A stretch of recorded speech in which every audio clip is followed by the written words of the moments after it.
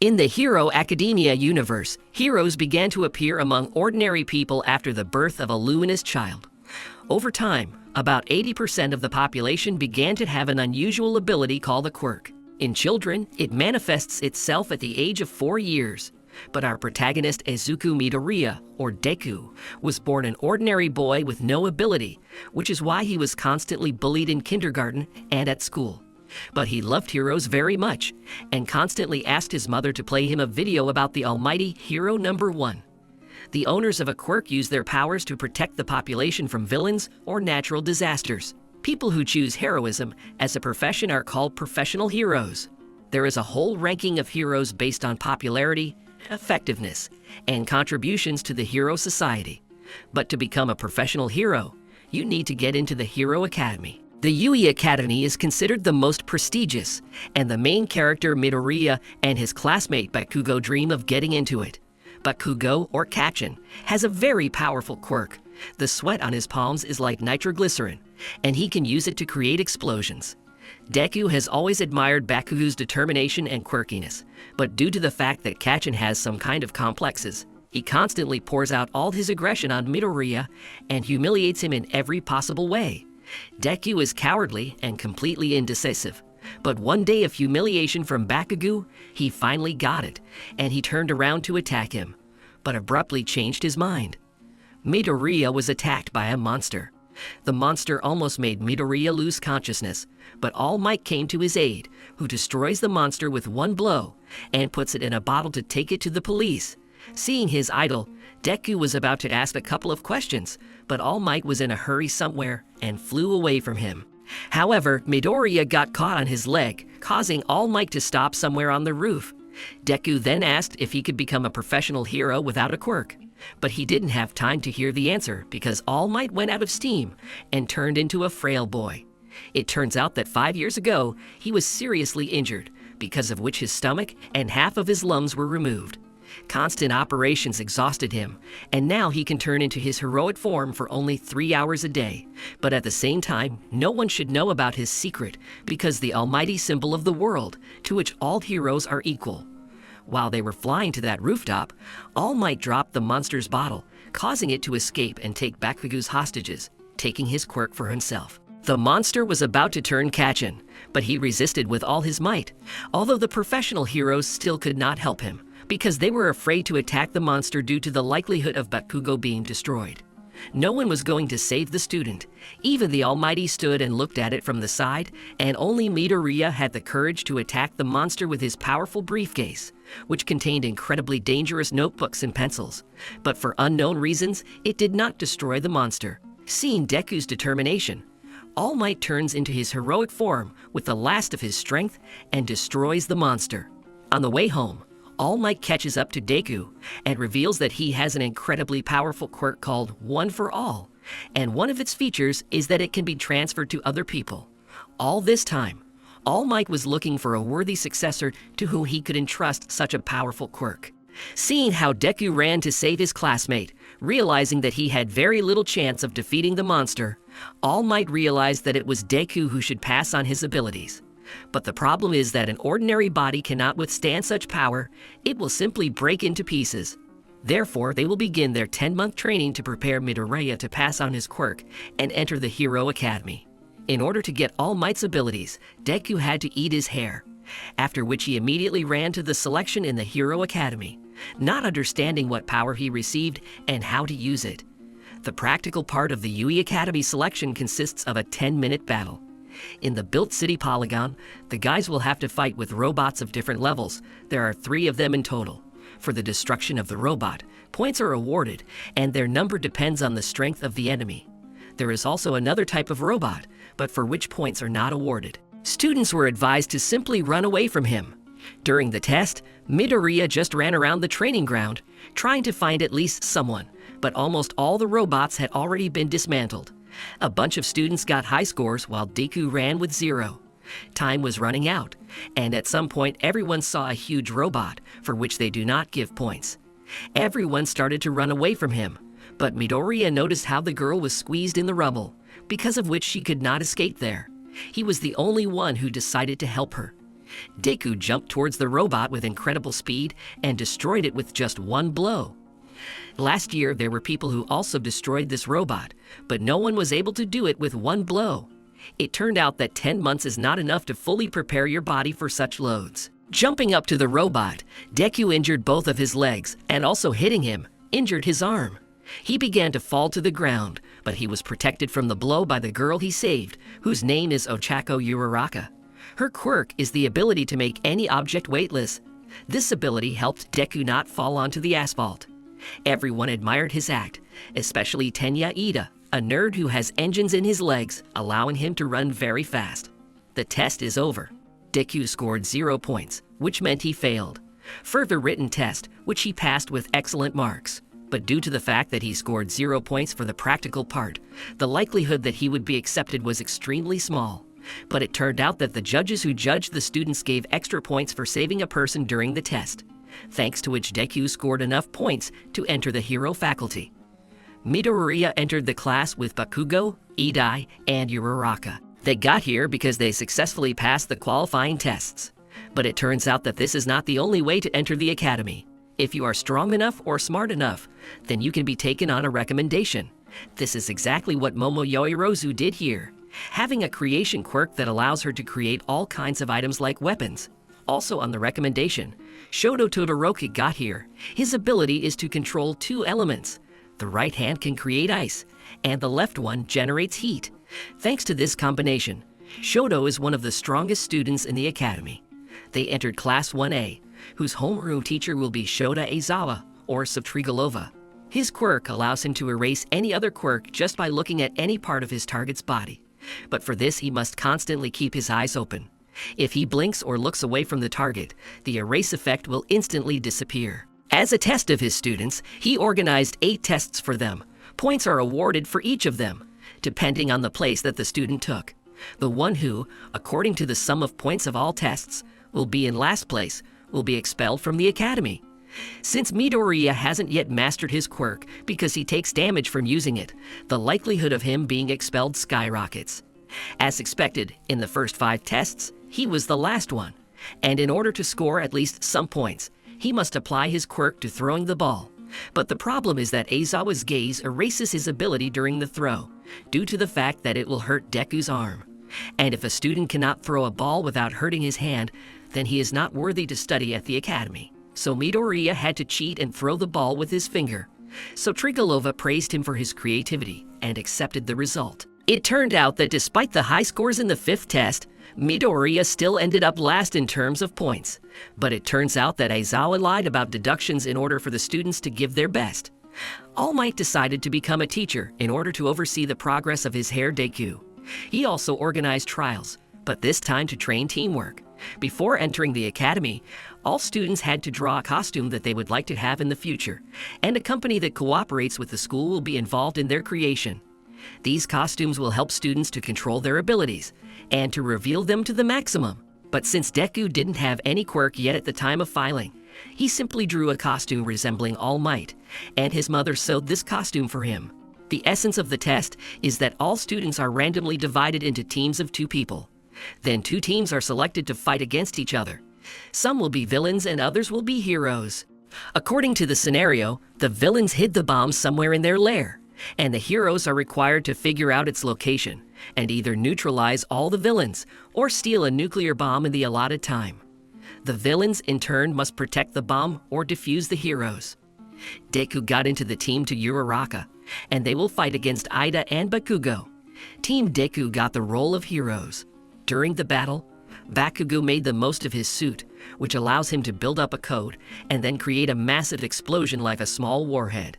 But due to the fact that they fought in a room where such powerful explosions are useless, Deku was able to dodge Bakugo's attacks. Since there was little time left before the end of the test, Midoriya decided to expose himself to Bakugo's attack, and with his blow, create a huge hole and shake the building so that Uraraka could use his weightlessness quirks and grab the bomb, while bypassing Ida, who, with the help of his engines and legs, would not let her do it.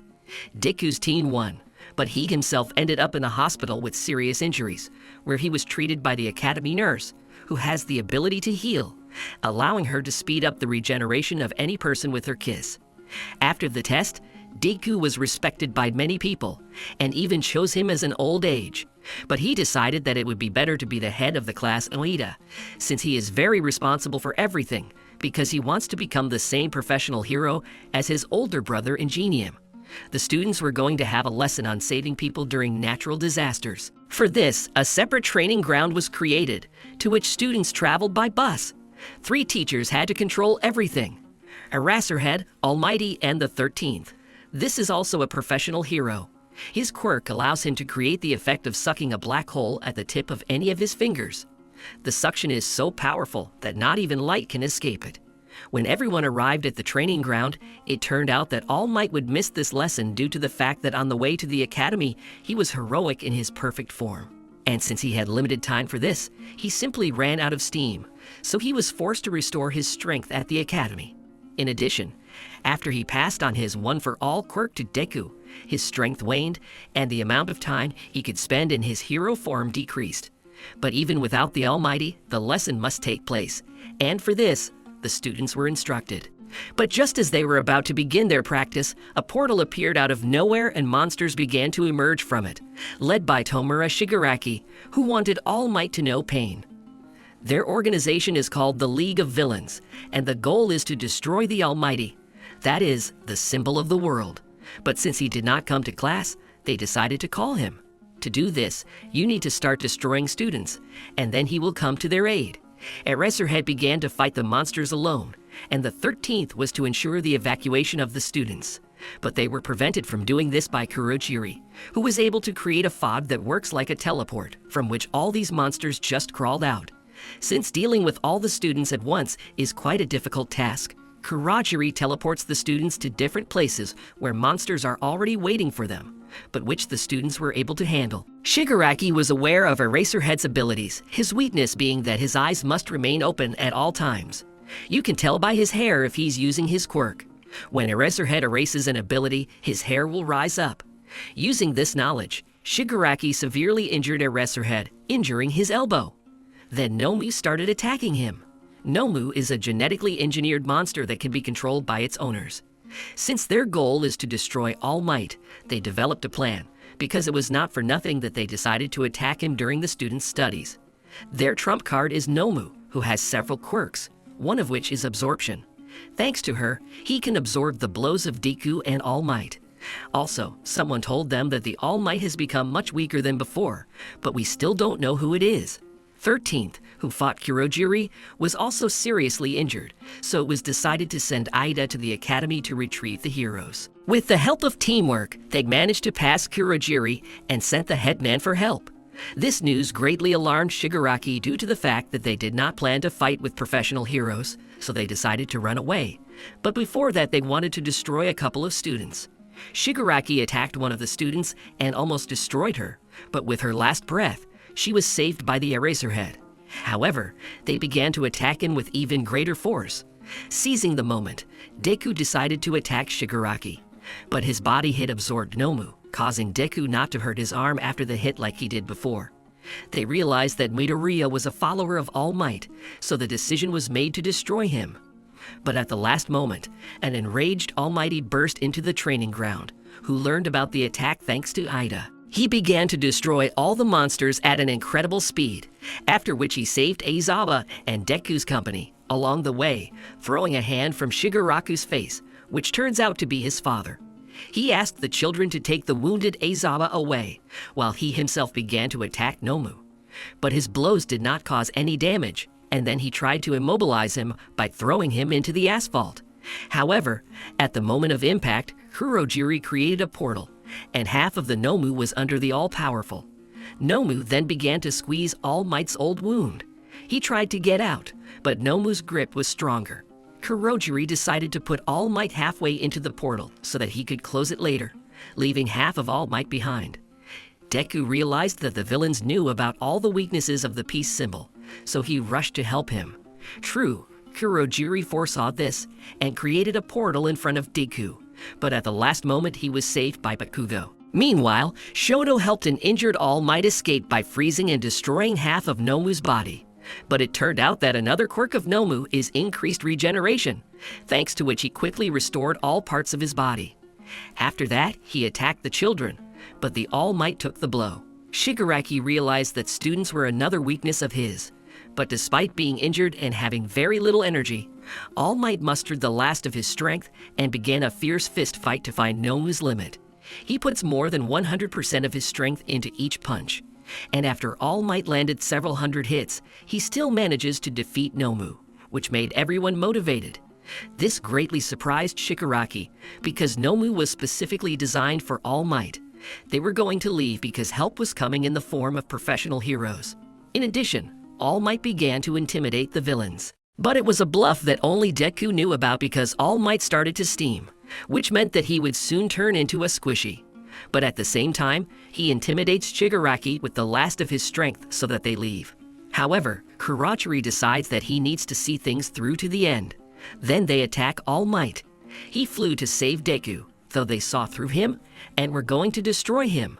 But at the last moment, professional heroes appear, who quickly destroy all the monsters and greatly injure Shigaraki, which is why the villain had to flee. Turning into a pimple, All Might began to thank Deku for winning a few seconds. If it wasn't for Midoriya, he would have been destroyed for sure. Deku's classmate ran up to him to check if he was okay, but to prevent him from learning about All Might's secret, Cementos created a clay barrier, after which Deku and All Might were taken to the hospital. It turned out that Shigaraki has a mentor who orchestrated the attack on All Might. This master was very surprised when he learned that Nomu was defeated and then arrested. He said that they would prepare for a new, more powerful attack. All Might tells Deku that due to this battle, the time he can lead in hero form has been severely reduced. He hopes he has at least an hour. Detective Naomasa Tsukachi, one of the few who knows about All Might's true form, comes into their room, and all because they are best friends. The detective says that not a single student was injured, so Trigolova and the 13th are badly injured and are in the hospital, but nothing threatens their health. They come to the conclusion that these freshmen are among the strongest of all time, so they will make great heroes. Discharged from the hospital, Deku reunites with his friends and heads home. The Villain League's attack on the Academy was just the start of a huge incident later on. The day after the League of Villains attacked the Academy, the news reported that 72 villains had been captured in the attack. All Might's mentor, nicknamed Gran Torino, received a letter from All Might. In it, he told about Deku, who tried to save a man with his bare hands, and it is also possible that the Almighty will send his student to his mentor for training. Detective Naomasa Tsukachi is sitting at a teacher's meeting discussing the escaped villains Shigaraki and Kurojiri. All Might assumed that this was just a demonstration of the power of the League of Villains, and the headmaster thinks that there is someone who controls everything. The next day, the school starts the morning meeting, where Aizawa shows up bandaged. He announces that the Yui Sports Festival is coming soon, and therefore all the strongest heroes will be watching this event. And this is a great opportunity for students to join one of the hero agencies. At lunch, Deku, Ida, and Uraraka share their goals, as well as why they want to be heroes. Uraraka wants to become a hero for money, as her family is currently in financial trouble. Ida wants to become the same hero as his older brother Ingenium, and Deku just wants to be a hero. Just then, All Might appears and offers Deku a meal with him until Ida and Uraraka realize All Might's attraction to Deku. Meanwhile, Deku tells All Might about the time he hit Nomu with his power and didn't hurt his arm. All Might praised Deku, and then encouraged him to show all his strength at the festival, as they need to show the whole world the new All Might, Izuku Midoriya. A crowd of students have gathered around Class 1A since this class has become popular due to the battle in the park, and therefore everyone is trying to find out more information about the students in this class and about their quirks. The day of the festival arrives. While the students are waiting for the festival to begin, Todoroki suddenly tells Deku that although he has attracted All Might's attention, he won't be able to win. However, Deku is not going to give up and will put everything he has on the line.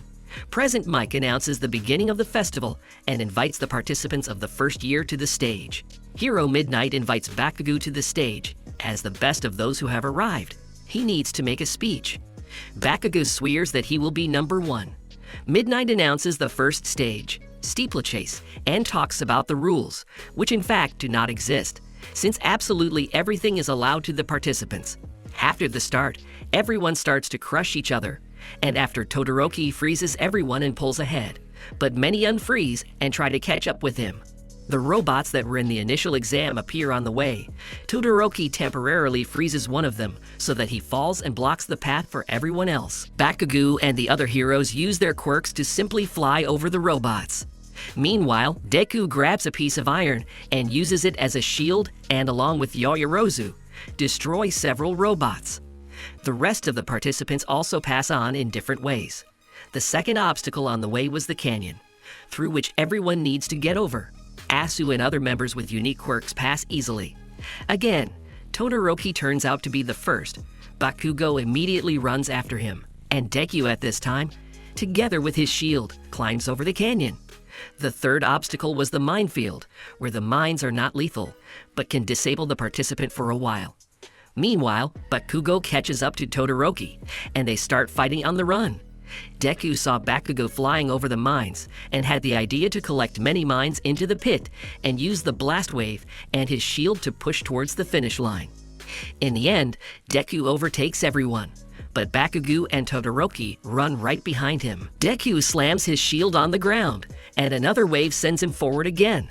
Ultimately, Deku gets to the finish line first. The first stage is over. The first place was taken by Deku, the second by Todoroki, the third by Bakugo. As a result, 42 participants passed to the next stage. Next, Midnight announces the start of the second stage called the Battle of the Chariot. The essence is simple. Everyone needs to unite in teams of 2 to 4 participants. Someone will be a horse, and someone will be a rider. Each rider will have a band on his head with the total number of points of his team that they have earned at the end of the first stage, and the task of other teams is to get these bands. Whoever has the most points will take first place. As a result of the first stage, Deku received 10 million points, and whoever takes possession of the armband of the Deku team, that team will win. Everyone is given 15 minutes to create a team. Everyone immediately surrounded Bakugo and asked him to join their team, but Bakugo decides to join Kirishima. On the contrary, everyone runs away from Deku because of his glasses.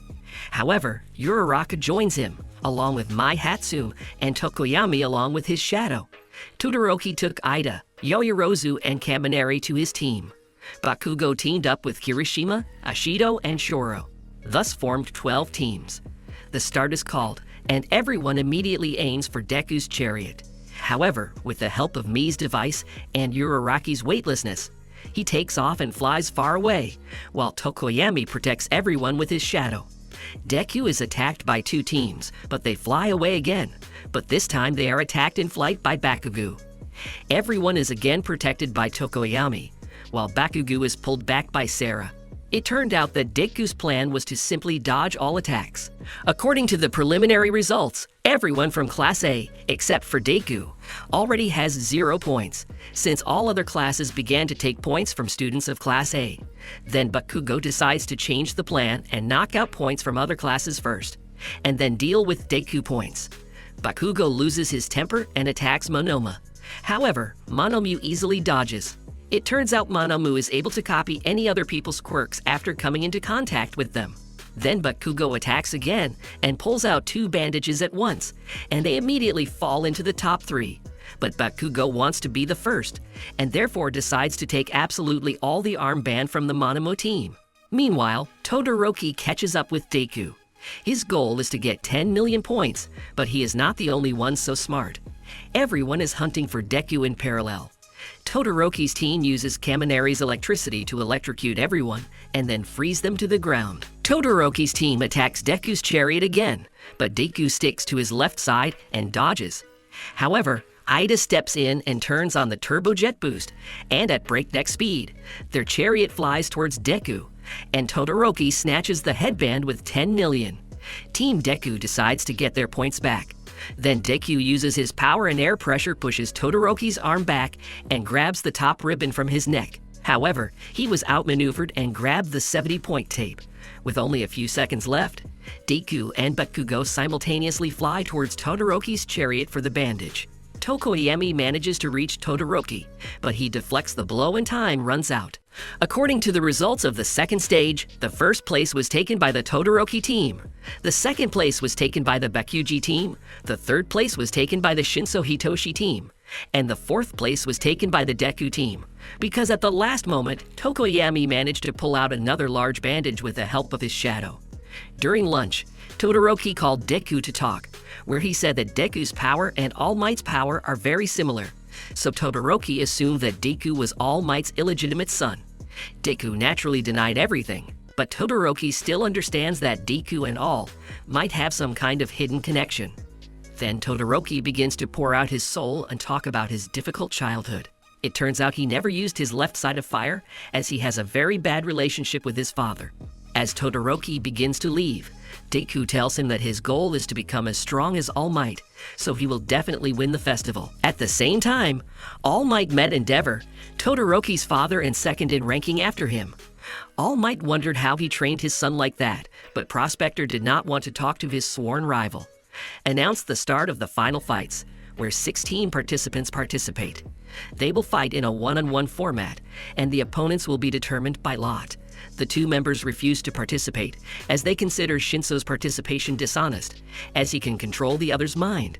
Midnight accepts their refusal, and now the places of the eliminated will be taken by the members of the Tetsu team. Rivals are defined, then Cementos creates an arena. The first fight will be Deku vs Shinso. According to the rules of the final, in order to win, you need to throw the opponent out of the arena or knock him out.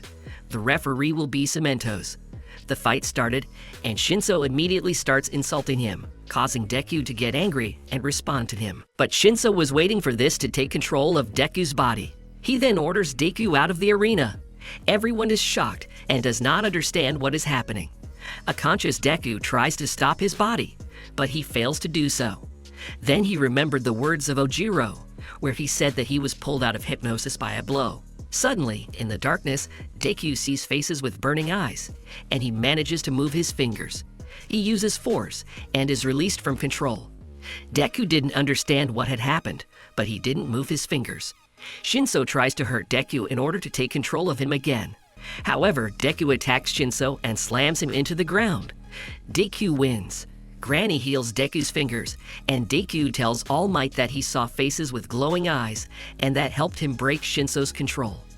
Deku thinks they are the souls of those who may have had the power of One for All. All Might has never experienced this, but thinks it may have come from self-control. Meanwhile, Todoroki met his father by chance. The prospector again began to insist that his son use his fiery side.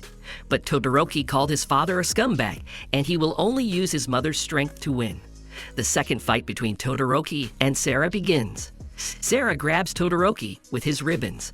However, out of anger after talking with his father, Todoroki uses a powerful technique and freezes Sura, and with it the floor of the stadium. The next fight will be between B-classed Shiozaki and Kaminari. Kaminari starts attacking with a bolt of lightning, but Shiozaki grabs him with his greens, thus winning. Then the fourth fight between Ida and Mei begins, where Ida chases Mei for a long time, who arranged a duel in a show presentation of her gadgets. She then walked out of the arena herself, and in the end, Ida won. Fifth duel between Aoyama and Ashido. Aoyama launches a laser attack, but Ashido dodges and throws acid at him, then knocks him out with one punch. Sixth fight between Takoyami and Yoyorozu. Takoyami easily pushes Yoyorozu out of the arena and wins. The seventh fight will be between Tetsu Steel and Kirishima. These are two powerful fighters with similar quirks. They both attack each other and fall at the same time. Ultimately, a draw is declared, but when they come to their senses, the winner will be determined. In the eighth battle, Uraraka and Bakugo will meet. Bakugo offers her to surrender before the fight starts, but Uraraka is serious. Bakugo starts attacking Uraraka non-stop. She dodges and in parallel collects fragments above the arena. After accumulating the shards, she throws them at Bakugo, but Bakugo destroys her entire plan with one blow. Uraraka's powers reached their limit, so Bakugo won. Deku accidentally runs into Endeavor in the hallway, who praises Deku for his excellent fight, adding that he can even defeat All Might. Deku was about to leave, but the prospector said that he was waiting for the moment when his son would surpass the all-powerful. But for now, Deku needed to try to show a worthy fight against his strongest son. All participants have regained strength, which means that Deku and Todoroki will fight in the quarterfinals. After the announcement of the start, Todoroki immediately attacks with ice, but Deku destroys his block with his finger, which causes serious damage to several fingers. Deku thus tries to understand Todoroki's weaknesses. Deku notices that Todoroki is shaking from the cold, which means he should use the fire side. This angers Todoroki, and he attacks Deku, but Deku knocks him back with his broken arm. Deku encourages Todoroki to use his fire side as he doesn't use his power to 100% due to his grudge. Todoroki remembered an incident from the past when his mother poured boiling water on him, for which his father sent her to a psychiatric hospital. Then he realized that Deku had been trying to help him all this time. Todoroki attacks Deku, but Deku jumps towards him. The judges try to stop this fight, but Deku destroys the arena by force, which is why he flew out of the arena and Todoroki won. After the fight, Todoroki is approached by his father and invites him to his agency, but Todoroki has not yet forgiven his father, so he refused. Ida's fight against Shiozaki begins, where Ida simply pushes his opponent out of the arena and wins. Meanwhile, Grandma performed the operation and partially restored Deku's bones. However, due to numerous injuries, he was left with a scar on his right arm. Grandma tells Deku that he needs to change his way of training. Then Deku suggests to All Might that he choose another successor for himself. But All Might believes in Deku, so he tries to motivate him. Ingenium on a mission met Chizome Akaguro, who destroys the heroes, and he also smashes Ingenium to pieces. Bakugo and Kirishima's next fight. Bakugo realized that Kirishima's weakness was the long use of his quirk, causing Bakugo to enter the semi-finals. In the semi-finals, Todoroki and Ida meet, where Ida turns on full power and tries to push Todoroki out in 10 seconds. But he fails and Todoroki goes to the final. Second semi-final fight between Bakugo and Tokoyami. Bakugo uses a flash grenade and defeats Tokoyami. The final fight will be between Bakugo and Todoroki.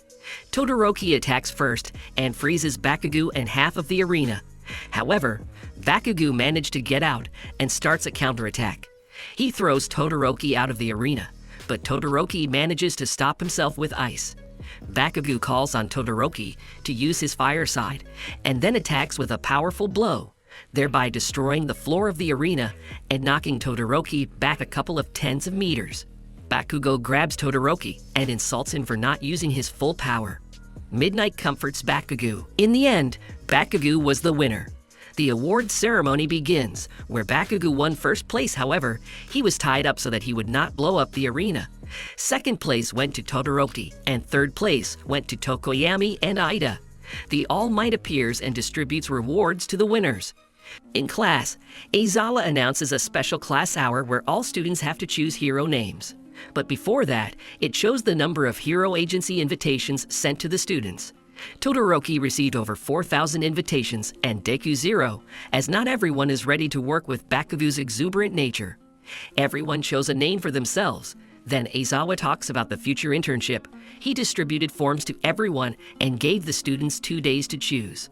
Meanwhile, Cementos is processing the incoming invitations for students along with the Almighty. They found one invitation for Deku. All Might was surprised that he was invited to the Gran Torino Academy. After All Might comes to Deku and tells him about the invitation from his former teacher of the Gran Torino school, who worked at the school for about a year, and he was All Might's homeroom teacher. He knows about the power of one for all, and therefore chose Deku. The news was about the attack on Ida's brother. It was a mat that destroys heroes. He had already destroyed 17 heroes and maimed 23, so Ida chose for himself an internship at the Hosu Agency, where his brother worked. Aizawa distributes hero costumes to everyone and sends them for internships. Deku arrives at the Gran Torino Agency, where he finds the teacher lying on the floor in a red puddle. It turned out that he just dropped a sausage with ketchup and fell into it. Gran Torino started jumping around the room very quickly, telling Deku to show his strength. Deku puts on his new, upgraded suit. The old man then asks Deku to attack him with one for all power. The old man begins to quickly attack Deku, who tries to figure out the old man's movements. But Gran Torino grabs him by the face and drops him to the ground, and then he leaves for food, while forcing Deku to clean everything up. Meanwhile, Stain was found by Kurogiri and Shigaraki, who invited him to join the League of Villains and deal with the heroes and their students. However, Stain rudely refused. He immobilized the villains with his quirk and asked to be taken back to the Hosu area. After the teleportation, Stain goes hunting, and Shigaraki and Kurogiri realize that he only destroys unworthy heroes, so they are not on the way with him. Then they teleport 3 Nomu to destroy the city. Meanwhile, the heroes began training at various academies. The next day, Deku was assisted in his training by a microwave oven, which gave him an epiphany called One for All Full Power Coverage. Torino offers to practice right away. The Deku has 3 minutes to hit the old man. In the end, Deku took all the blows, but the old man praised him for making so much progress in just 1 day. Shukachi comes to All Might's school and tells that Nomu is connected with the instigator, and they also identified Nomu's identity. This is a former criminal. Based on the examination, the genes of 4 people are mixed in Nomu, and he has 4 quirks at once. Shukachi suggested that there is someone who can also transfer his power. Meanwhile, Deku is sent to fight evil. They will also pass near Hosu, where Ida and the hero Manuel are patrolling. The hero realizes that Ida wants to avenge his brother, so he decides to warn him and remind him of the law, which states that heroes cannot use their quirks for personal revenge. Ida pretended to understand, but he was still going to implement what he had planned.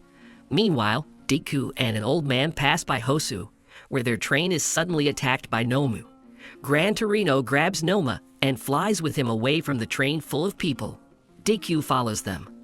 Ida and Manuel also saw the explosions, so they moved to the spot. However, on the way, Ida turned into an alley where he found Stain. Ida immediately decided to avenge his brother, but Stain, learning this, decides to destroy Ida. Stain easily lays Ida on the floor and immobilizes him, and is about to finish off Ida. Parallel to this, Deku encounters 2 more Nomu who are fighting a bunch of heroes. However, when he heard that the manual was looking for Ida, Deku realized that Ida had gone for revenge, so he went after him. In the alley, he found Ida and Stain. Then he turns on the full cover and throws the villain away from Ida. Stain asks Deku to leave or he will destroy them both. Deku, on the other hand, skillfully sends SMS to all nearby heroes about his location, and then attacks him with a powerful blow. However, the villain manages to injure Deku and paralyzes him. Todoroki suddenly appears and fires Stain away. They start to fight. The villain hurt his face and tried to paralyze him, but Todoroki defended himself with fire. However, after the battle, he received damage to his arm. Stain attacks again, but Deku appears and knocks the villain back. It turned out that due to Deku's first blood type, the villain's paralysis had almost no effect on him, which is why he was able to move. Deku and Todoroki take turns attacking Stain, but Deku gets paralyzed again. Afterwards, Stain aims at Todoroki and almost catches him, but Ida saves Todoroki from being hit with a reverse boost. By teamwork, they knock out Stain. Meanwhile, the prospector fights against the Nomu, with whom Gran Torino fought, but it turns out that the old man himself is not amiss. He divides the Nomu and drops it to the ground. Gran Torino is sent to the coordinates in the alley, and the prospector himself joins the battle against the remaining 2 Nomu. The prospector asks everyone to go to the lane where the guys have already tied up the villain. They are greeted by Gran Torino, who is glad that Deku is okay. Ida apologizes for this incident. A flying Nomu suddenly appears and grabs Deku. At this moment, the villain is released and destroys Nomu, saying that he did this for the benefit of the future high society. However, after that, he is going to destroy everyone, but because of his broken ribs, he simply passes out. Gran Torino, the manual, and the head of the police Hosu, Kenji Tsuragame, came to the hospital to the heroes. He thanks the guys for this excellent work done. Gran Torino calls All Might about a captured villain who is sick of the perfect world ideology, and Torino believes that he is connected to a league of villains, and perhaps this will attract a new wave of villains with a similar ideology. He also reports that All for One is back in the game. Gran Torino asks All Might to tell Deku the whole truth about what happened to his quirk and to himself. 2 days later, absolutely everyone knows about the villain who destroys the heroes. They even made a video about him with a full description of his biography. many are starting to join the hero killer movement. A large number of new villains, every day more and more willing to join the League of Villains. A few days later, Ida and Todoroki are released from the hospital. Ida goes home, and Todoroki decides to go to endeavor to find out about the well-being of the hero who allegedly saved everyone from the hero killer. After everything that happened, All Might conducts the basic training of the heroes, where he teaches them the rescue sprint. An entire field has been set aside for this, and the purpose of the sprint is to save All Might, who will be in the center of the field. The one who saves All Might first wins. The first group of 4 starts. From the very beginning, Sarah breaks ahead, but Deku overtakes everyone, and Deku borrowed movements from Bakuga. However, he slipped and Surut became the winner. All Might was surprised by Deku's results and invited him to his office. There, the Almighty told about the story about him and the emergence of the power one for all. Just as the quirks began to appear, a certain man appeared who was called All for One. He manipulated people professionally and wanted to take over all of Japan. His quirk allowed him to take the quirks of others, as well as transfer them to other people. He decided to choose the side of evil and became the leader of all the villains. Quirks he passed on to trusted people, but not all human bodies could withstand the transferred power. When the body could not withstand the power, the person became a weak-willed doll. Thus the Nomu appeared. Also, the villain had a brother who was born without a quirk, but he had a strong spirit of justice. It hurt him to look at his older brother, and he resisted him. His brother gave him a quirk that accumulated power. It turned out that he had a hidden quirk to transfer power to others, and when these 2 quirks mixed, the power of One for All appeared. In order to live forever, All for One found a quirk of immortality for himself, and his younger brother decided to pass on his power to his successors. From that moment on, the path of strength, One for All, began. The younger brother hoped that someday enough power would accumulate to be able to stop his older brother. And it was the Almighty who managed to defeat the villain. However, All for One survived and founded a League of Villains. One day, Deku will have to face a great evil and defeat him. Deku announces that he is ready to save the world. Also, the Almighty wanted to tell about his fatal illness, but he could not do it. There is a week left before the final exam of the U School, where there will be a written and practical exam. Yoirozu volunteered to help everyone prepare for the written exam, so she invited everyone to her house for the weekend. And B-class student Kendo said that the practical exam will again fight against robots. A week passes, the written exam begins, which lasts 3 days. It's time for the practical exam. Principal Nezu reveals that they have changed the exam rules a bit as they want to focus more on one-on-one battles. Therefore, they were paired up according to their quirks, and they would fight against the teachers. All students will have 30 minutes to handcuff the teacher to pass the exam, or run out the exit gate and take the exam. To equalize the strength, each teacher puts weights on their arms and legs, which make up half of their body weight. The first to fight Kirishima and Sato against teacher Cementos. The battle begins. Cementos immediately creates cement walls. Kirishima and Sato show their quirks and go ahead, but Cementos deliberately stalls for time, as he knows the limitation in using their quirk. They ended up failing the exam as they passed out. Asui and Tokoyami's second fight against ectoplasm. The students combine their quirks, but ectoplasm creates up to 30 clones and attacks with them. However, Asui and Tokoyami defend well. Ectoplasm then summons a giant clone that attacks and takes over their bodies. Tokoyami tries to attack with her shadow, and Asui takes out her handcuffs, and through the shadow they handcuff the teacher, thus successfully passing the exam. Ojiro and Ida's third fight against the loader. Ida uses hyper-acceleration to spin Ojiro around and throws him towards the gate, thus allowing them to pass the exams. In the fourth fight, a pair of Todoroki and Yoirozu against Aizawa. Aizawa disables Todoroki's quirk and hangs him up. Yoirozu creates a flash grenade and saves Todoroki. He escapes and leaves a wall of ice behind him, while Yoirozu creates Aizawa ribbons from a nickel and titanium alloy, which causes the alloy to harden when heated. They set up a trap and threw ribbons at Aizawa with a catapult. They tied the teacher with ribbons and handcuffed him.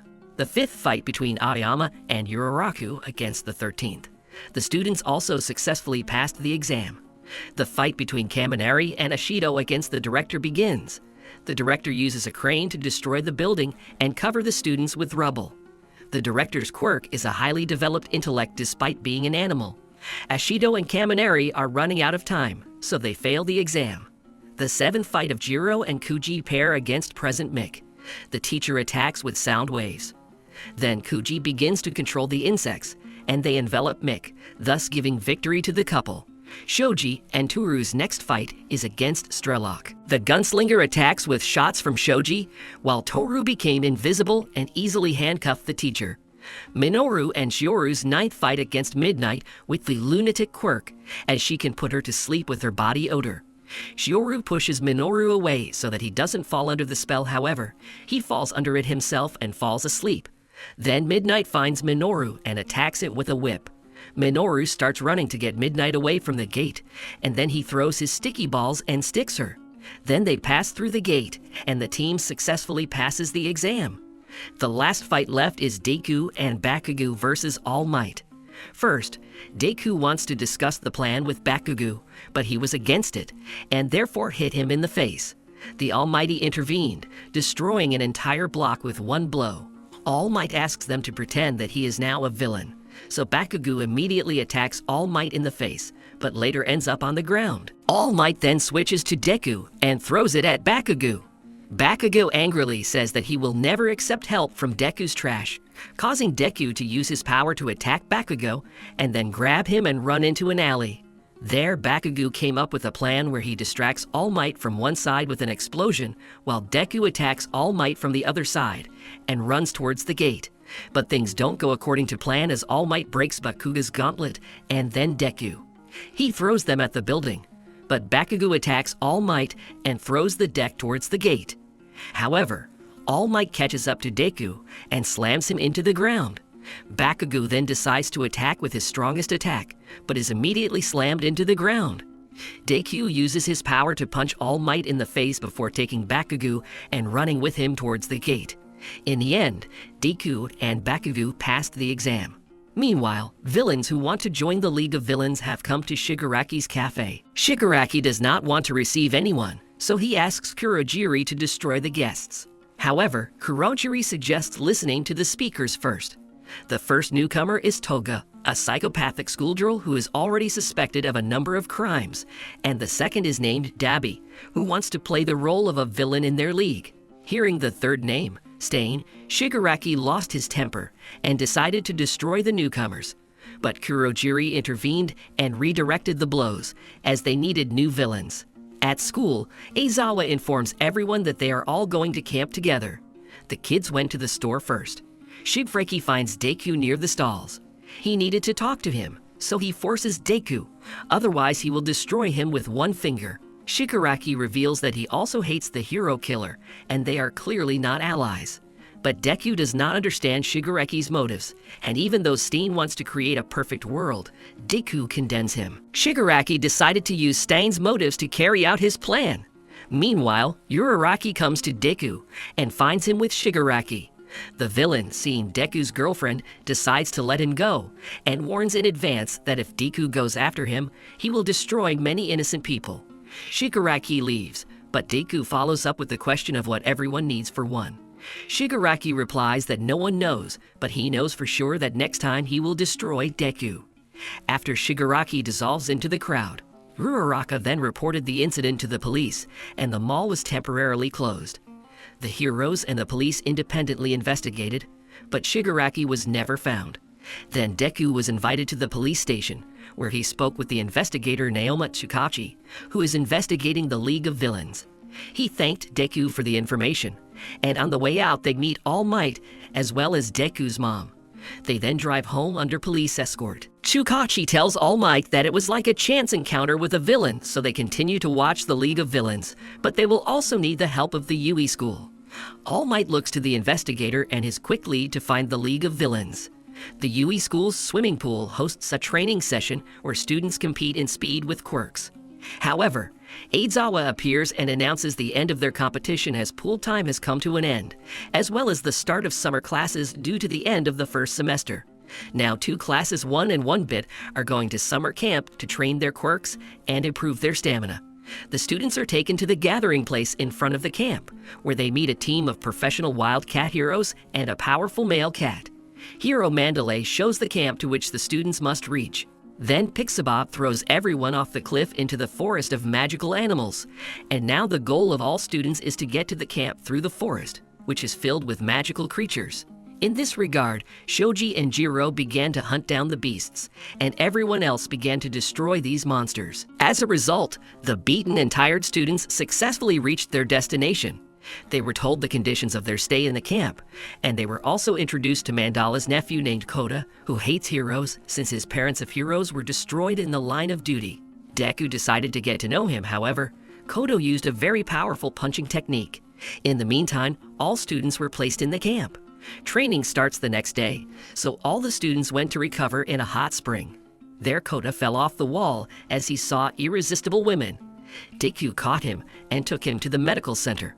Mandalay told about the dead parents of Kota, and he is also in the camp, since he has nowhere else to go.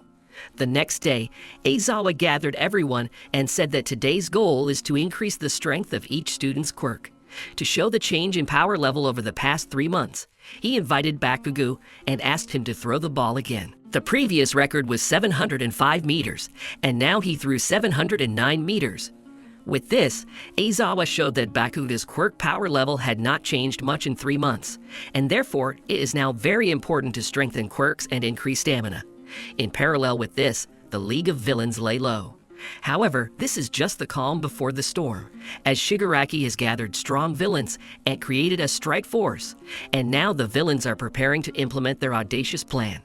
Meanwhile, the students begin their long training sessions where each develops their own quirk. Class 1-bit began the same training under the leadership of Vlad and under the supervision of Wildcats. Ragdoll, with the help of his quirk, can observe hundreds of people at once and find their weaknesses. Pixabop can control the earth. Mandalay has telepathy. She can transmit messages from a distance and read people's minds. Tiger is responsible for attacks and destruction, so he took up Deku training. After training, the students cooked their own food. Deku noticed Kota leaving and decided to give him some food. However, Kota refused Deku's help. Meanwhile, the strike force is plotting to attack the camp, but for now they are waiting for the main body to arrive. Students at this time train hard, and in the evening they pass courage tests, and those who did not pass the UE school exam, Aizawa takes with him to class. The essence of the test is that one class scares the other, so everyone is divided into groups of 2 heroes using a random house. However, Deku is left without a mate. Class B will be the first to scare, and Class A will act as victims. At the same time, Aizawa led the students to the classroom where Manamu and teacher Vlad were waiting for them. They all receive a telepathic message from Mandalay that they have been attacked. Aizawa immediately goes to help them. However, on the street, he is attacked by Dabi and attacks point blank with fire. But Aizawa dodges, disables Dobi's quirk, and slams him face first into the ground. However, Dabi dissolves as it turns out it was a copy made by Twice. Aizawa meets some of the students coming out of the forest. He sends students to Vlad's class, and he goes to the forest. Meanwhile, part of the forest was filled with poisonous gas. In different places, the villains simultaneously attacked a group of students and heroes. Spinner and Magna attacked Pixie Bob, Mandalay, and Tigger. Magni immediately knocked out Pixie Bob, and the villains also reported that they were from the strike squad of the League of Villains, and that they now adopted Stein's ideology, which says that every hero should earn the right to be called a hero, and weak heroes should be destroyed. Mandalay and Tiger start fighting against Spinner and Magna. Meanwhile, Deku went to rescue Kota, who was overtaken by Muscle. He nearly destroys the boy, but is saved at the last moment by Deku. When Muscle found out that Deku was in front of him, this is the one whom Shigaraki instructed to destroy in the first place. Muscle immediately attacks and knocks Deku back into the rock. However, Muscle let it slip and said that the target of the strike force was Bakugo. It turned out that Muscle destroyed Kouta's parents, for which Deku decides to attack him with a powerful attack. However, the villain withstands the blow. Then Muscle attacks again, but Deku manages to dodge. Deku has no choice, so he decides to fight Muscle and not back down. As a result, the Muscle pins Deku to the ground, but the villain is distracted by the cat. Seizing the moment, Deku uses his 1,000,000% strength and uses his technique to hit Muscle, slamming him up the mountain and defeating him. Deku takes the boy and heads towards the camp, as he urgently needs to inform the teachers and the cat squad that Bakugo is the target of the villains. On the way, Deku meets Aizawa, who reminds him of his lack of a heroic apprentice license. But since all available forces are now needed, he asked for a message from Mandalay, in which Aizawa issued all students permission to fight. Deku gets to Mandalay and relays Aizawa's message to her, and also tells her that Koda is safe. Mandalay, using her quirk, informed everyone about Aizawa's order, and also asked Deku to pass on the information that the target of the capture of the villains was Bakugo. Deku went looking for Bakugo. However, Magni decided to destroy him, but Spinner stopped him since, according to Stain's ideology, the villain recognized Deku as a worthy hero. Meanwhile, Bakugo and Todoroki encountered Toothie, who immediately attacked them. They started to fight the villain, but they fell into a trap as Bakugo's quirk can create a fire, and they can't escape because of the gas behind them. At the same time, Deku encounters Shoji and Tokoyami, whose shadow went out of control during the battle with the villain. It turned out that they were also attacked by Toothie and hurt Shoji's arm by a replicant. Seeing this, Tokoyami lost control of his quirk, and now Tokoyami asks the guys to leave and leave a shadow on him. However, after seeing Bakugo's explosions in the distance, Deku came up with a plan where they would run towards Bakugo and draw a shadow behind them. There he will create a glow, and the shadow will calm down. In the end, they successfully implemented the plan. However, Bakugo decided to wait until the shadow destroyed Toothie. After that, they, along with Todoroki, calmed the shadow. Deku reminded everyone that Bakugo was the villain's target, so he offered to take Bakugo to the camp. They set off, building a kind of shield in front of Bakugo. Meanwhile, Yaoyorozu created masks for all the students, and Tetsu decided to go help the teachers. But Kendo stopped him and suggested that he find the one who creates the gas. The villain was very close, so they easily found him. A villain named Mustard attacked Tetsu and broke his mask, causing him to lose his powers as he couldn't breathe. However, Kendo enlarged her arms and created whirlwinds of air that dispersed the gas. Then Tetsu attacked the villain with his last strength and knocked him out. Meanwhile, Uraraka and Asui fight against Togu. Toga attacks Uraraka, but Asui defends her, causing her tongue to break. Then Toga chains Asui by the hair to a tree. Uraraka attacks the villain and slams her face into the ground. Tobu says that they both smell the same since they are both in love with someone. She suddenly sticks her syringe into Uraraka's leg and draws blood from her. However, Deku and the rest of the guys show up, and Togu decides to retreat.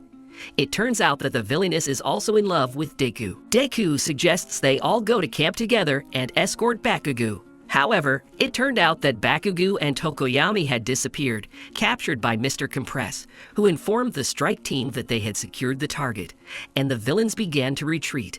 The guys went in pursuit of the Compress.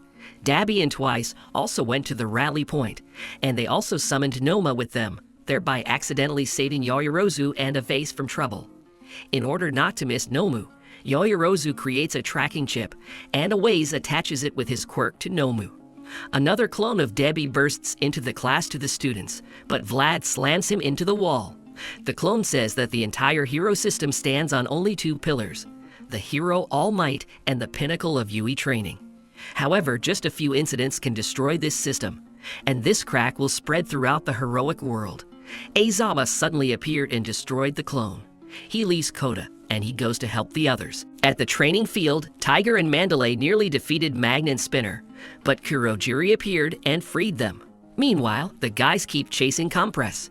Deku came up with a plan where Uraraka makes everyone weightless and Asui launches them straight towards the villain. They end up slamming Compress into the ground right at the Strike Force's rally point. Several villains have already arrived there, who immediately begin to attack the heroes. Dabi scatters everyone with her fire, and Toga attacks her new love Deku, whom she wanted to destroy. However, Shoji stopped her. Todoroki took over twice, while Shoji was able to take possession of the orbs with Bakugo and Tokoyami. It turned out that they were not real balls. Kurojiri appeared, and the villains began to enter his portal. At the last moment, Aoyama shoots a laser at Compress's mask from the bushes, and he drops the balls. Shoji manages to grab one of the balls, and the second ball grabs Dabi. As a result, Tokoyami was saved, and Bakugo was taken away by the villains. The police and firefighters arrived at the scene, who reported that 3 villains had been captured: Muscle, Mustard Gas, and now a toothless villain. After the incident, Deku was taken to the hospital. The next day, hundreds of journalists arrived at the UE school, while the school was holding a meeting of teachers, where there was a debriefing. The teachers decided to direct all their efforts to protect the students. All Might received a call from Shukachi, saying that they had interrogated Azaba and Vlad, and possibly found Bakugo's location. When Lieutenant Sansa was gathering information, he found out that a scared man was in one of the buildings. They immediately contacted the owner of the house, and it turned out that there is a bar there. Shukachi then asks All Might to join them. The Almighty agrees. Meanwhile, Deku is recovering in the hospital.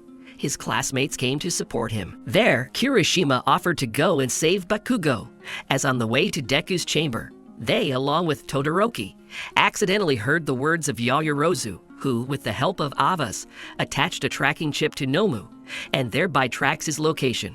They asked Yaoyorozu to make another instrument especially for them. But Ida remembered that he had promised not to get involved in things without permission, so he suggested to just trust All Might and not make any rash moves. This decision was supported by the majority of students. Deku was sent for an examination, where his grandmother cured his hands. However, due to the large number of injuries, the hands did not fully recover. Then the doctor said that if Deku continued to receive such injuries, then his hands would become paralyzed. The doctor also delivered a letter from Kauta, in which he thanked Deku for saving him. Deku received a call from his mother, who asked him to think about leaving U School. However, Deku owes everything to All Might, and since he made him a hero, he cannot let him down. When Deku leaves the hospital with Yaoyorozu, the guys start saving Bakugo. They drive to the Kamina area in Yokohama City. Meanwhile, Shukachi enlisted several heroes in the operation. They started discussing the plan to take over the headquarters of the League of Villains. At this time, the news reported that one of the students of the school had been kidnapped. Shigaraki is very pleased with everything that is happening, and he also suggested that Bakugo join the League of Villains. But Bakugo, even at the cost of his life, would never become a villain, so he refused. Meanwhile, the guys arrived at the place and put on disguises. Walking down the street, they saw a press conference at UE School, where the headmaster and some teachers apologized to all the affected students. Then the journalists bombarded them with tricky questions, and ordinary residents began to condemn the actions of the school and teachers. Shigaraki, having seen this press conference, was glad that society is not happy with the heroes, as they do not cope with their duties, and people do not want to forgive the mistakes made by the heroes. The villains call the heroes two-faced people who live for money and fame. And people for what? But they always criticize instead of support. Then Shigaraki began to put pressure on Bakuji's passion for victories, and then completely asks to release him. However, Bakugo takes off and attacks Shigaraki. Bakugo said his goal is to become a famous hero like All Might. Meanwhile, Shukachi and the heroes had already discussed the plan. It turned out that the director and teachers used the press conference to divert the attention of the villains, so the attack of the heroes will be as unexpected as possible. All Might and several other heroes break into Shigaraki's bar and attack the villains.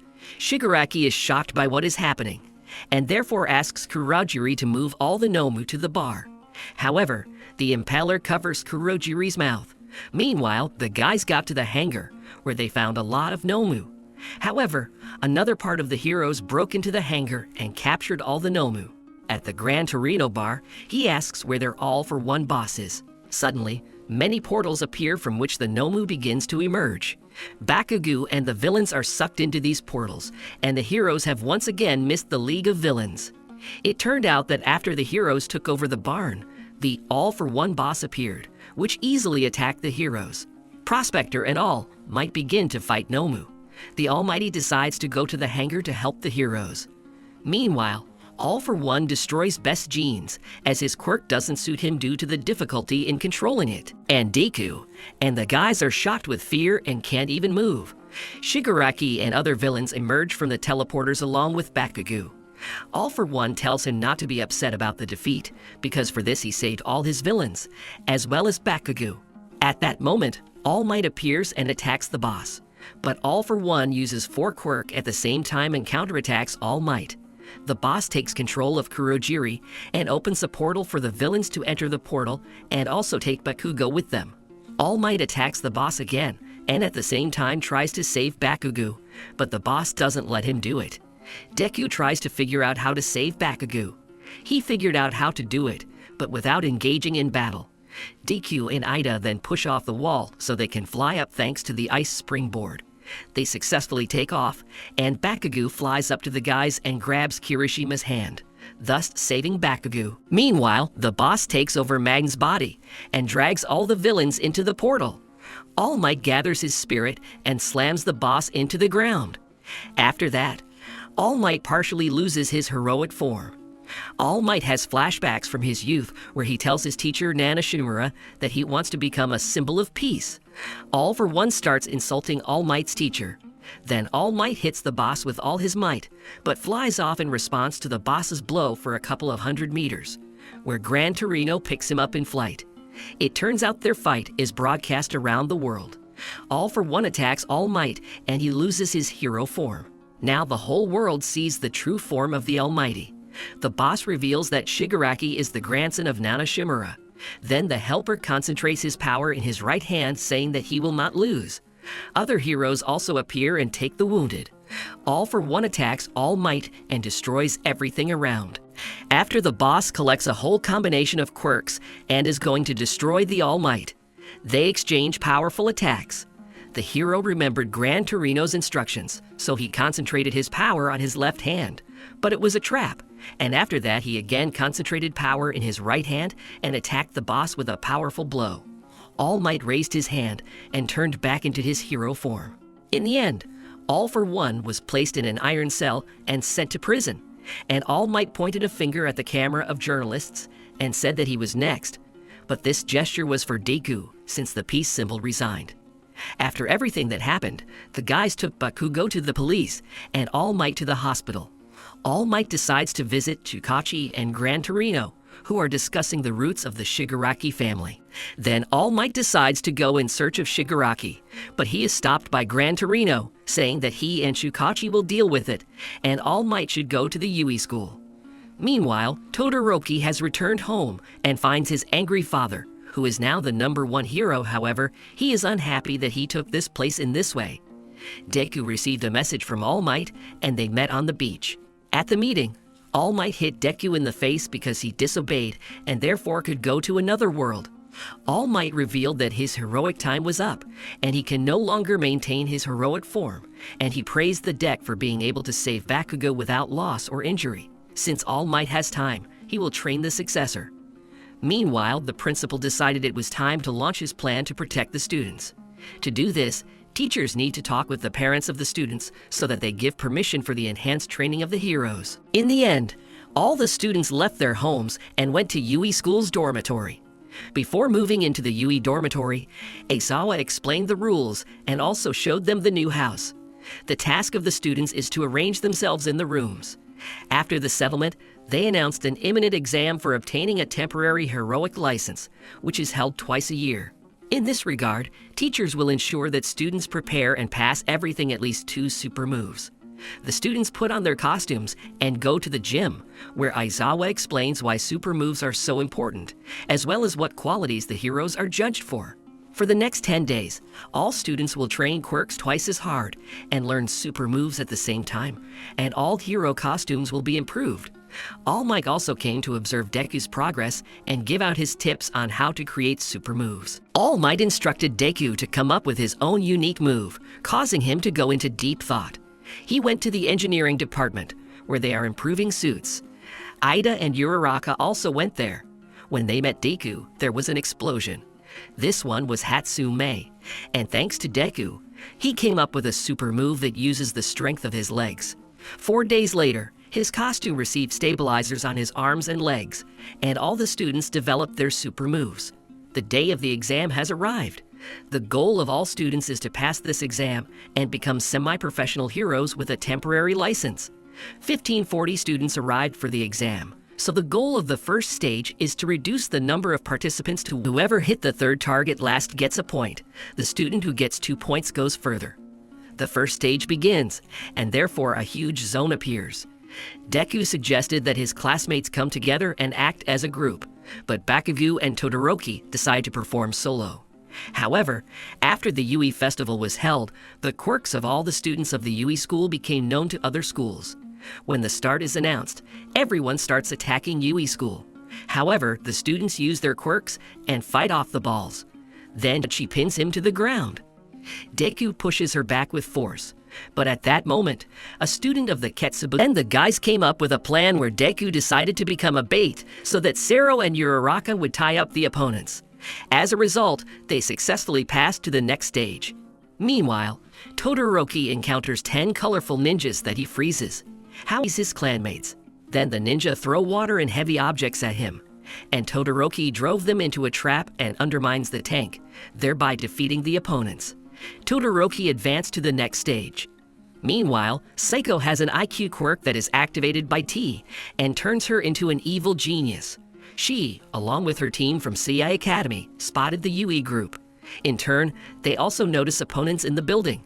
However, Seiko plays loud music, stopping Jiro. In response, Jiro decides to attack with a sound, but her house is broken with a shot from the roof.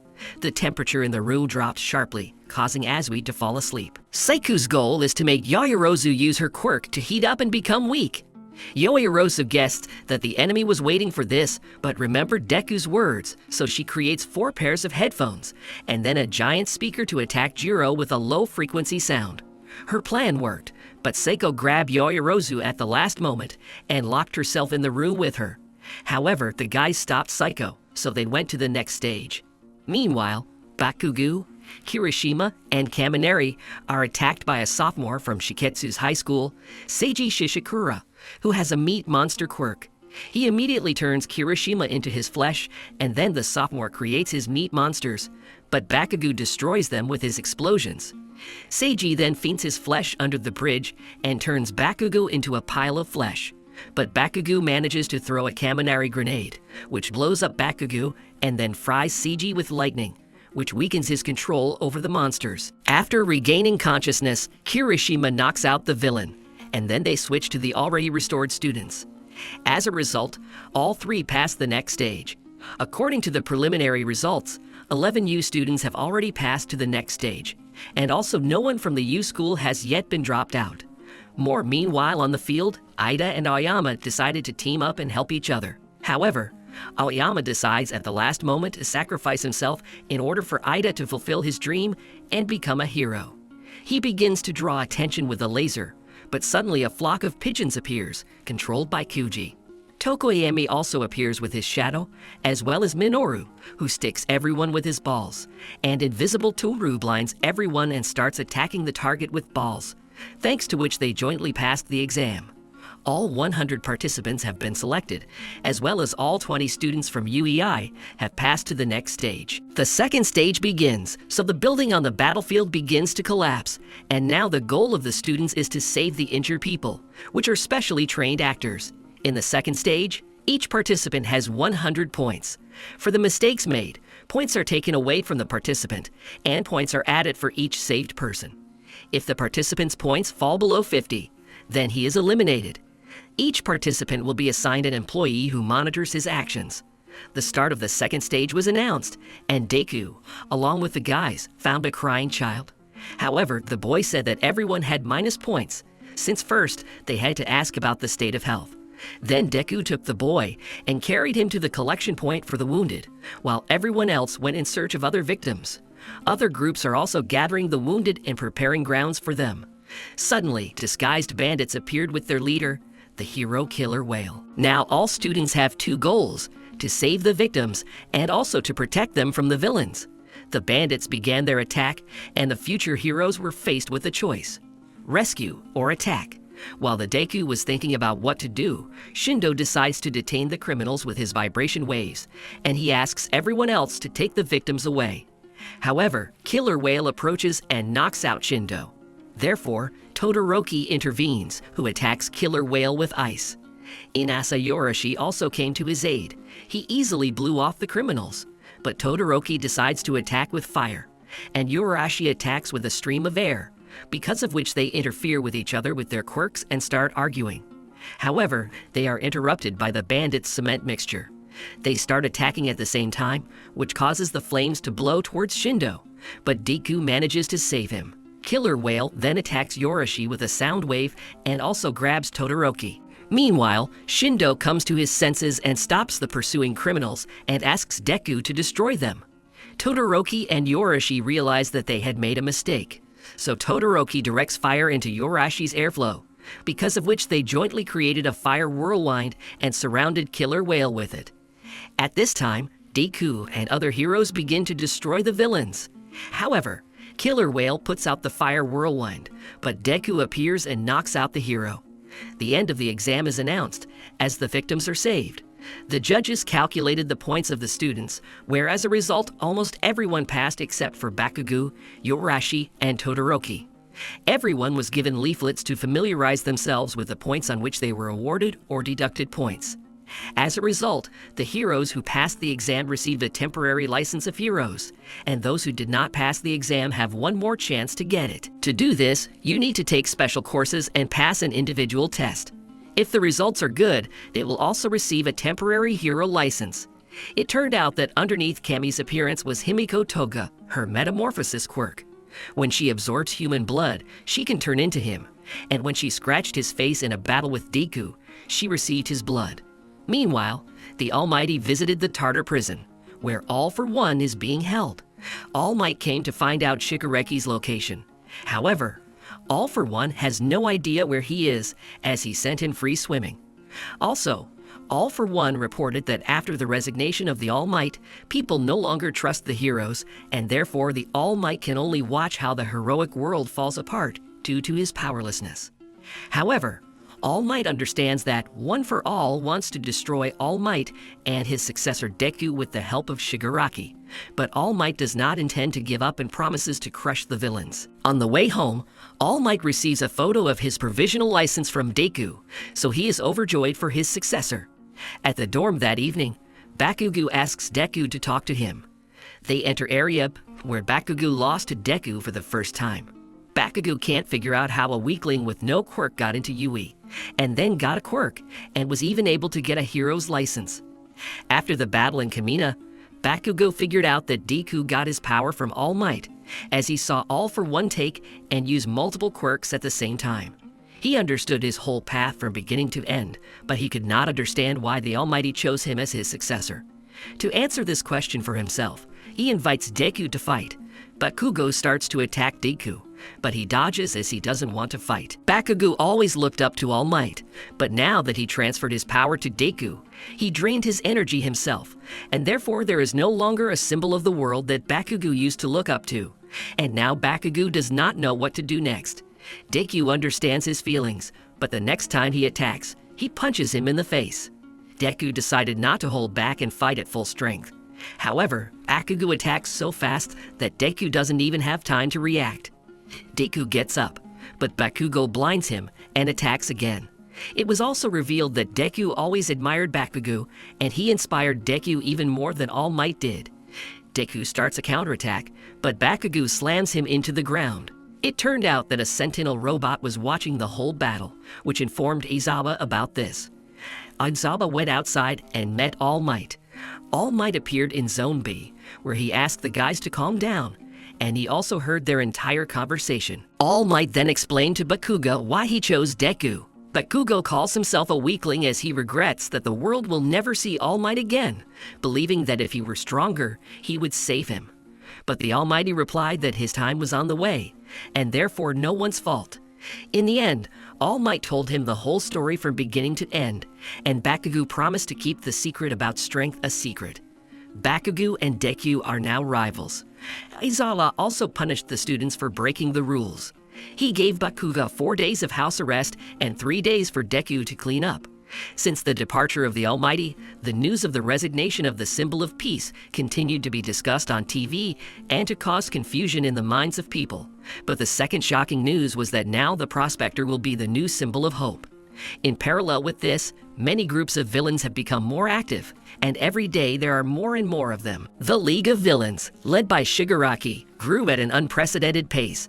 However, they became very selective in their choice of villains, and therefore the strike force selected crazy and strong villains. Meanwhile, Principal Nezu held a meeting of the whole school. He spoke about the difficult current situation, which may worsen in the future. Therefore, part-time work by heroes will be introduced according to the type of heroic practice. Now, the main goal of the UE school is to raise worthy heroes in this difficult time. The performance ended with Vlad, who asked to follow the rules of the school, otherwise there will be deductions. In the class, Aizawa gave a lecture and told in more detail about the part-time job.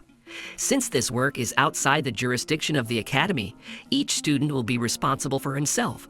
However, the students are at a loss since they could not participate in the festival, but simply earn extra money as heroes. Arizawa explained that this festival was for PR so that the hero agencies would notice the students. Also now with a temporary license, students will be able to participate in missions. Meanwhile, Deku and Bakugo are cleaning up.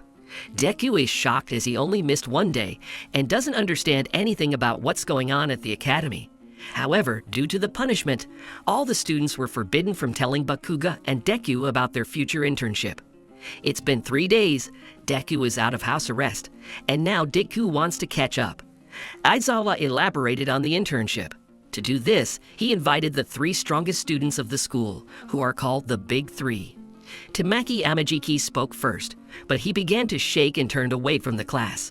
Nejiro Hado took over his presentation, but after that, she began to ask stupid and strange questions to the students.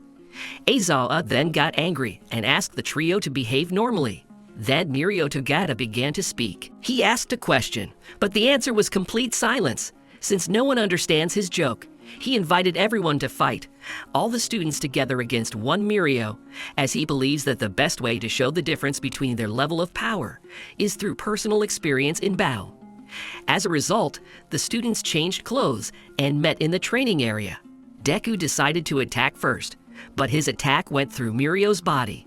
The rest of the guys also started to attack, but Mirio first knocked out the ranged fighters and then switched to hand-to-hand combat.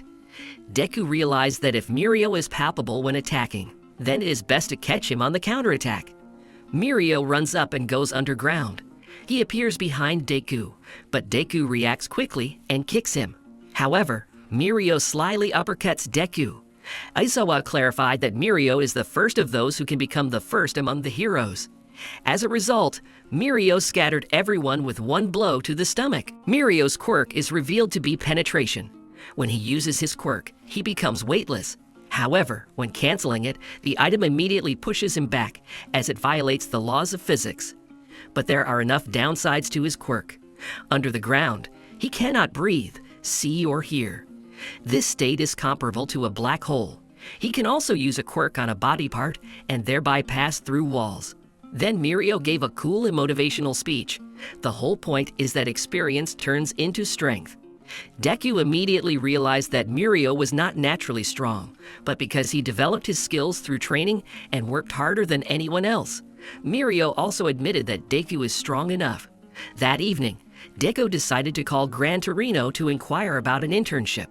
However, the old man refused him, as he is now busy looking for a league of villains. He sent him to All Might to recommend Deku to his former partners. Meanwhile, the League of Villains met with the head of Overhaul.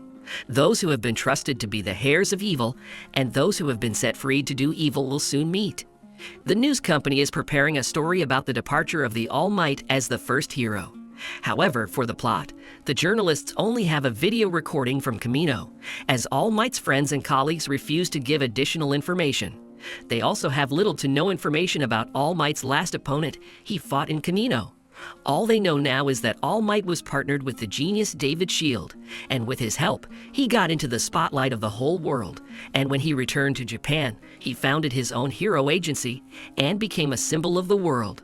The journalist Tanio Tokura came to the writers. He drew the attention of his colleagues to the phrase, "You're next," which was spoken by the Almighty in Kamino. Tanio suggests that this phrase was not for the villains, but for the successor of All Might, which the hero found in the UE school. However, journalists do not yet know who exactly his successor is, but they have inaccurate assumptions. In this regard, the editor-in-chief sends Tanio to UE so that he, under the guise of writing articles about the hero class, finds a successor to All Might. based on which Aizawa warned the students that journalists would come to them. The next day, Tanio arrived in Yui. He got to know all the students and asked them to behave as usual without paying attention to the cameras. Tanio began his search by collecting information, and he was the first to study information about Aoyama. Thus, he looked through all the stories of students, and now he will calculate the successor by the method of elimination. To do this, he took into account the results of the sports festival, where he immediately excluded Bakugo and Todoroki from the list, and after looking at a few more guys, Tanio focused his attention on Deku, since his quirk is somewhat similar to All Might's quirk. He approached Deku and told him that he was an ardent fan of All Might, since 18 years ago, the hero saved his father from an explosion in an industrial area, and now Tanio is very sorry that All Might recently left his post. After that, he unexpectedly said that he guessed that Deku was All Might's successor, as he felt a connection between them, as well as their quirks are similar. To verify this, the journalist had to study the entire history of the relationship between All Might and Deku, as well as talk to several guys.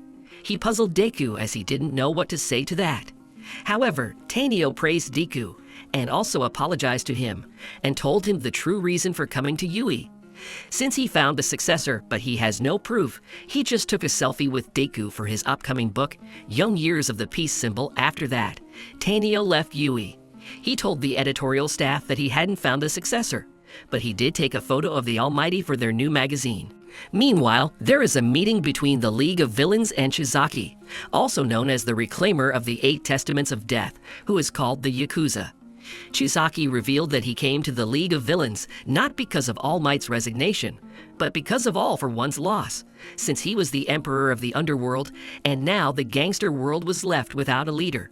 But Shigaraki immediately added that he would now be the new head of the gangster world. However, Shizaki had doubts, since Shigaraki does not have a clear plan of action and has already managed to lose several of his team's villains. In contrast, Shizaki has a clear plan that requires a lot of money to implement, but no one wants to allocate such a lot of money to them. Therefore, he wants to use the name of the League of Villains to implement his global plan in which he wants to crush the hero community. However, Shigaraki refused to help him, and Magni decided to destroy Shizaki for his insolence. But Shizaki immediately tore Magni apart with his quirk, as the Restorer with the help of his quirk can restore or destroy any substance. Compress then attacked the Restorer to imprison him with his quirk. However, Compress was hit by a red bullet and his quirk was disabled, causing Shizaki to injure his arm. Shigaraki, upon seeing the fight, also started attacking Shizaki, and one of the members of the Eight Precepts sacrificed his life to protect their leader. Shizaki offered to stop the massacre as he didn't want to lose the number of villains. Before leaving, Shizaki threw his business card for Shigaraki to think about the proposal, and then the Covenant disappeared.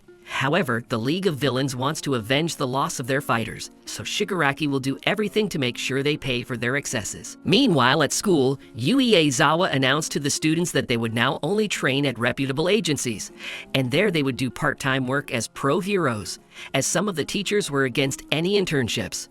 All the students were now wondering where they should go, and the Deku immediately went to call Gran Torino. The old man refused him, but he sent Deku to All Might to get through him to the agencies of his former partners. However, All Might also turned Deku down for 3 reasons. The first reason was that All Might was against student internships outside of school. Second, Deku needed more training. And third, All Might didn't want to talk to his former partner Naitai, since Naitai predicted the end of All Might's career with his quirk, and he was right. But Deku continued to persuade his mentor, as he needed to become stronger. However, All Might still refused to introduce him to Naitai, because for this he took Mirio, who is now undergoing an internship with Naitai and will be able to help Deku. At that moment, All Might remembered himself when he first got a job at the school, and Principal Nezu immediately suggested that he make Mirio his successor. If the hero had not met Deku then, Mirio would be the successor now. Meanwhile, Deku and Mirio approached Naitai's office, where Mirio warned Deku that Naitai is a very strict person. But if Deku tells good jokes, the eye will most likely be accepted into the agency. Entering the office, Deku immediately began to impersonate All Might, but Naitai did not appreciate this joke, as he thought that he was making fun of All Might. Seeing All Might's posters on the wall, Deku realized that Naitai was a big fan of his, so he explained the whole situation to him. However, Naitai did not recognize Deku as All Might's successor, as he thought Mirio should be the successor. Despite this, Naitai offered Deku a 1-month contract, but he would accept it if Deku himself stamped the contract. Deku tried to take the seal by all means, and also wanted to understand how Naitai's quirk works. However, time ran out, and instead of receiving the seal, Deku slammed himself into the wall. Naitai noticed that Deku, despite being in a difficult situation by jumping on the walls in every way, never once stepped on All Might's poster. Then the eye realized that the guy can think through his actions. It turned out that even before Deku arrived, Naitai had decided to hire him. In the end, he gave the seal to Deku, and they made a contract. Naitai does this for Mirio, as he doesn't recognize Deku as a hero, and he wants Deku to give up the one for all power in favor of Mirio in the future. In the dorm, the guys are discussing where they will go to train, and Deku is the only one who has been hired so far. Izuku also explained that it is difficult for all other students to find agencies now, as professionals do not really want to take children to work because it is a very big risk. The next day, Deku and Mirio set to work. They went into surveillance and patrolling, and Naitai went with Bubble Girl. Their goal is to find the 8 Testaments of Death group and their leader Chizaki with the trademark plague mask, as their gang has become more active lately, and they have recently crossed paths with the League of Villains.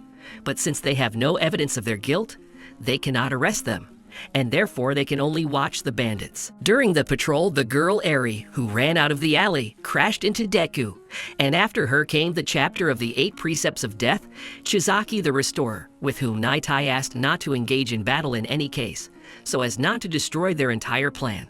Chizaki said that this was his daughter and asked to let her go, but Mirio immediately recognized the ringleader and began to persuade Deku in every possible way to let the girl go and leave. However, Eri asked Deku not to leave her, and she was also very scared. Chizaki excused herself by saying that she was scared, as he scolded her for her disobedience. But Deku saw that Eri was bandaged and realized that something was wrong here. To remove all the suspicions of the heroes, Chizaki invited them to follow him. In the alley, Eri saw Chizaki about to take off his glove. To save the guys, she herself ran to the leader.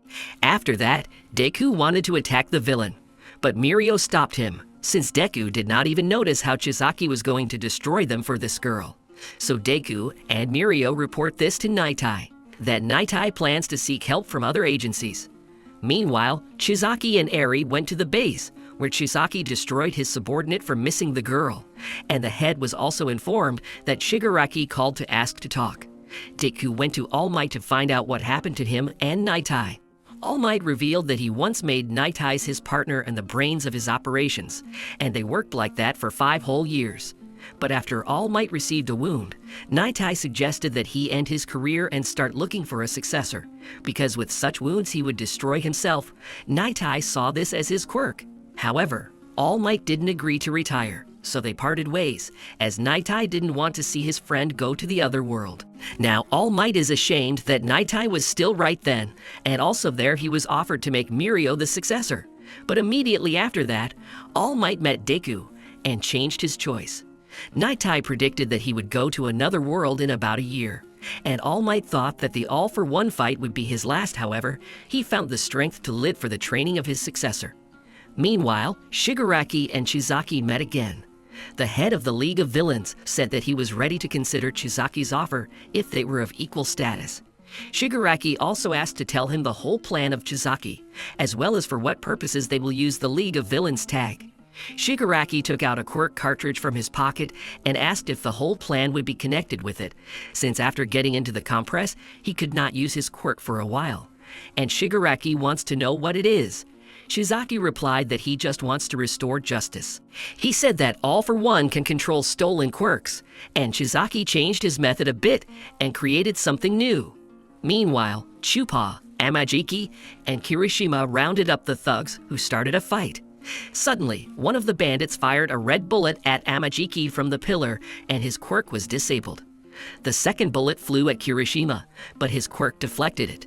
While Chupa and the Yamajiki rounded up the bandits, Kirishima went to catch up with the bandit and ended up driving him to a dead end. At first, Kirishima attacked the bandit with little difficulty, but after the villain injected himself with a substance, his quirk increased tenfold. Now even Kirishima's quirk couldn't deflect the bandit's blade. The villain also said that soon the era of heroes will end and everyone will be ruled by bandits.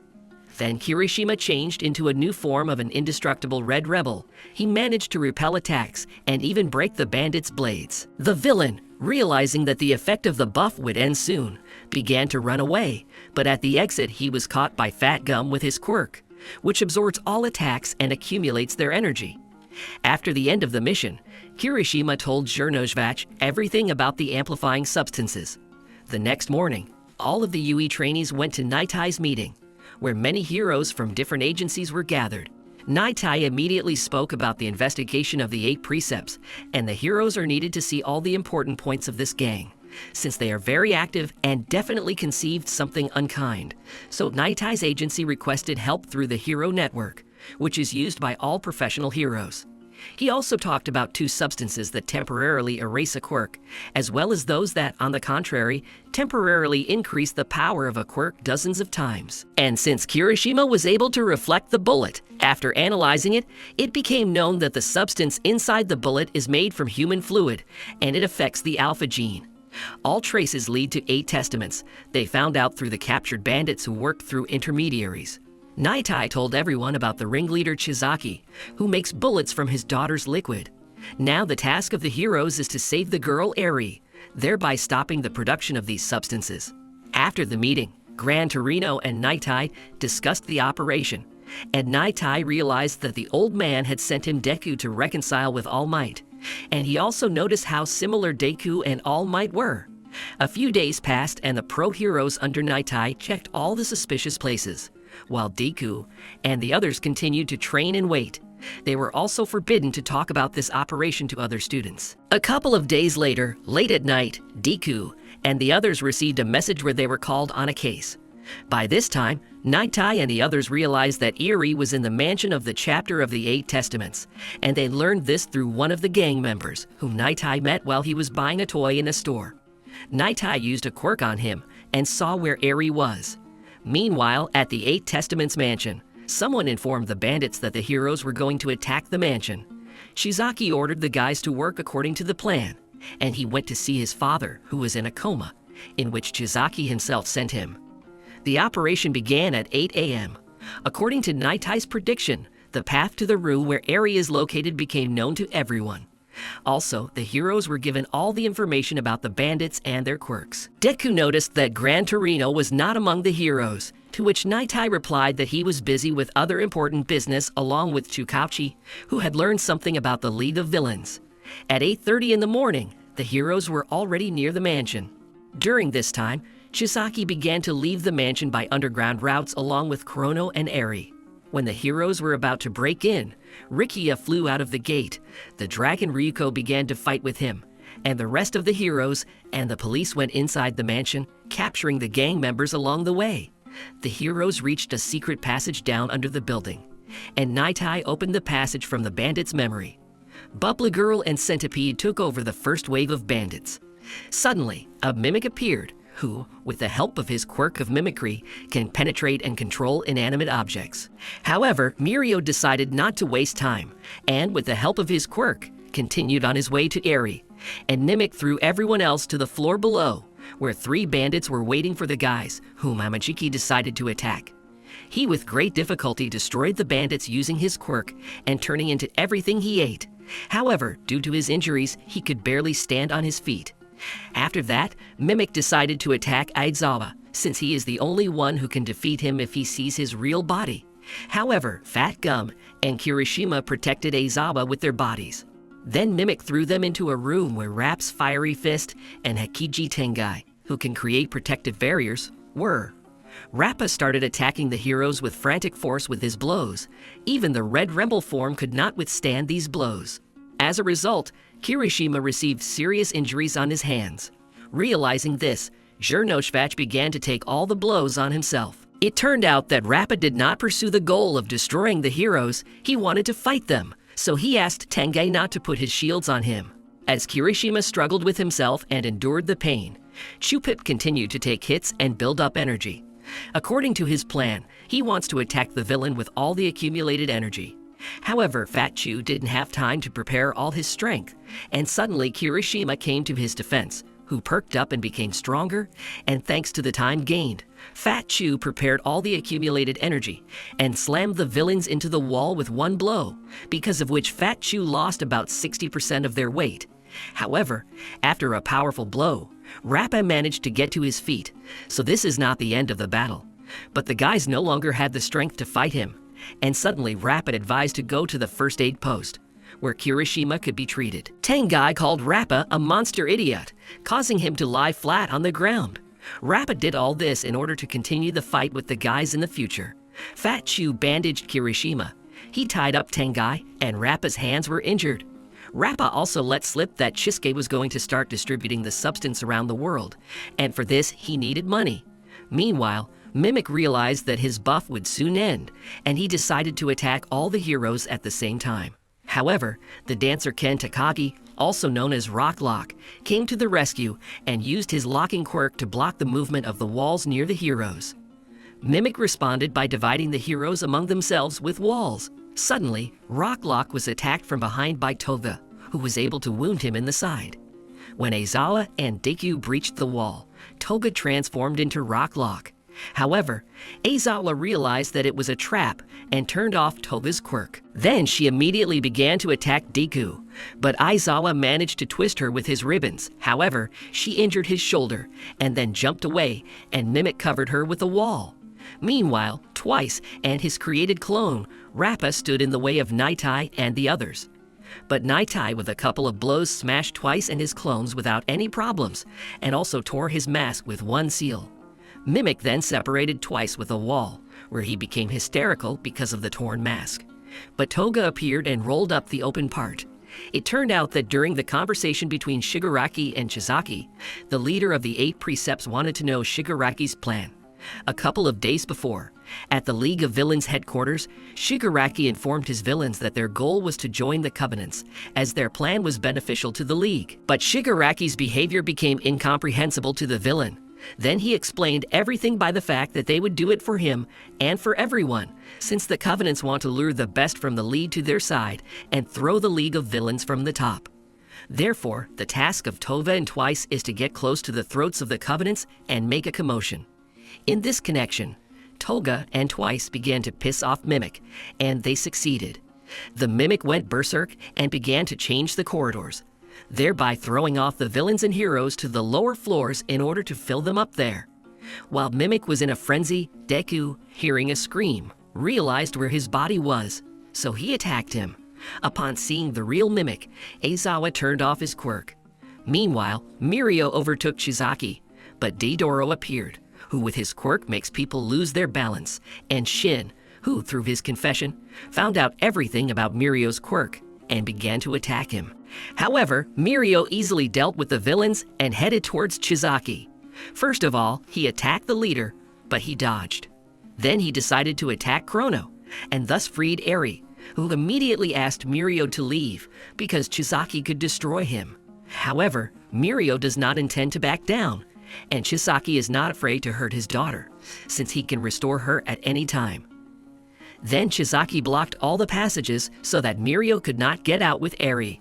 Chrono came to his senses and started attacking Mirio. However, Mirio first hit the restorer, and then Chrono. Shin came to his senses, but because Chizaki threw him a modified cartridge, which permanently disables the quirk, Shin immediately took the hint and attacked Eri so that Mirio would protect her with his body, since Mirio himself, due to his quirk, could not be hit. Mirio managed to save the girl at the cost of his quirk. However, Mirio didn't give up, and he attacked Chrono to distract Chizaki and then punched him in the arm. Since Mirio has the highest physical form, even without a quirk, he continued to humiliate Chizaki and dodge his attacks, but he still missed a couple of blows. Suddenly, Deku, Aizawa, and Naitai appeared from the wall. Deku immediately knocked Restorer back with a blow. Aizawa disabled his quirk, and Nightai went to Mirio and Eri. Deku and Aizawa decided to destroy Chizaki, but Kurono suddenly became active and injured Aizawa's hand with his quirk. His quirk is time dilation, and whoever touches his arrow, time begins to pass very slowly. At the moment when Mirio threw Kurono at Chizaki, he revived him, and since the startled Aizawa closed his eyes, Chizaki's quirk returned to him, and he immediately attacked everyone. He then pulled Shin to him and devoured him, while admitting that Mirio was stronger. However, all the efforts of the hero were in vain, as he is now a hero without a quirk. As a result, Chizaki took on a perfect form and decided to attack Nightai's and the guys, but they were protected by Deku. Nightai then asked Deku to look after Mirio and Eri, while he himself began to fight Chizaki. Nightai used his quirk to read Chizaki's actions for a couple of seconds. Meanwhile, Kurono took Aizawa downstairs to the waiting room. It turned out that they needed Aizawa alive, since his quirk was the ideological basis for studying Eri's quirk. Deku broke the wall and started leading Mirio and Eri out of the underground tunnel.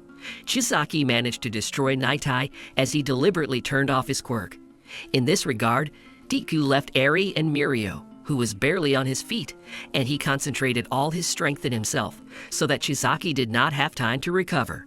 However, Chizaki was able to dodge, and Deku only injured his right arms, which he later recovered, and in turn injured his arm and leg.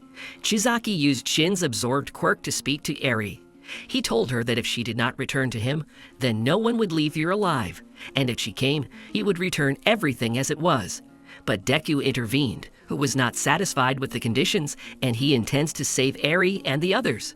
Meanwhile, on the surface, after the capture of the villain Rikiya, a pre-injected substance begins to act on him, and he becomes 10 times stronger. Ryuko and Nijir immediately begin to fight him. However, due to the gain, the villain begins to absorb the energy of those around him. Unexpectedly, Deku arrived, who came for help, saying that their target was around the corner. In this regard, Uraraku makes Rikiya weightless, and Asui picks up the villain with his tongue, while Riko holds him, and Nejir imprints the villain into the ground with his energy spirals, because of which they break through the ceiling right above Deku and the guys. It turned out that under the guise of Deku was Toga. She lured the heroes to the place where Eri is, but they themselves got out of the ground with the help of a copy of the compress and his quirk. Now they plan to capture Eri again with the help of a copy of the compress, so they sent the copy down. The Restorer and the heroes immediately exposed compress. Chizaki then began to lift the ground so that neither Deku nor compress could reach Eri. However, Deku turned on his full power and jumped towards Eri, who began to emit yellow lightning. Since realizing that the guys will not give up, she decided to help them save themselves. It turns out that her quirk is reversal of time, so she immediately rolled Chizaki back to her normal form and jumped towards Deku. Deku caught her, but Chizaki immediately began to attack them, and realizing that they could not dodge, Deku performed a blow, which caused him to destroy everything around him. Then Deku realized that he used his quirk 100%, but his limbs did not break from this, and he realized that it was Eri who helped him. Chizaki got angry and devoured Rikiya and turned into a giant multi-armed monster. He climbed out of the hole and said that Eri couldn't control her quirk, and Deku was lucky that she used her quirk during his kick. If the Deku continues to hold her, then she will roll back his time to the time of the monkeys, and Eri does not know how to stop, so only the Restorer can stop her. Deku had an insight that if Eri could turn back time, then he decided to use his power to the fullest and sent Chizaki flying with a powerful blow. Chizaki remembered moments from the past with his father. He suggested to his father that he allow him to distribute 2 substances that take away quirks and which enhances them. At first, he plans to run a trial version and then release the finished product, which they will sell for a lot of money. They will also be able to sell the antidote, and in this way, they will be able to completely control the world. Since they will be able to remove or restore quirks, it will even be possible to return the world to the moment when there were no quirks. And the key to all this is Eri's liquid. However, his father did not allow Chizaki to do this, since Eri is a living person, not an object. Then Chizaki set his father into a coma, but in the future he plans to return him to normal, but only after the implementation of the plan. In flight, Chizaki rebuilt his body to destroy this world. However, Deku sent Shizaki to sleep with one powerful blow. Nightai still survived and was shocked as he saw the future where Shizaki left and Deku was defeated, and Nightai realized that the future could be changed. Meanwhile, Amajiki freed Aizawa from Chrono, and he also picked up Mirio.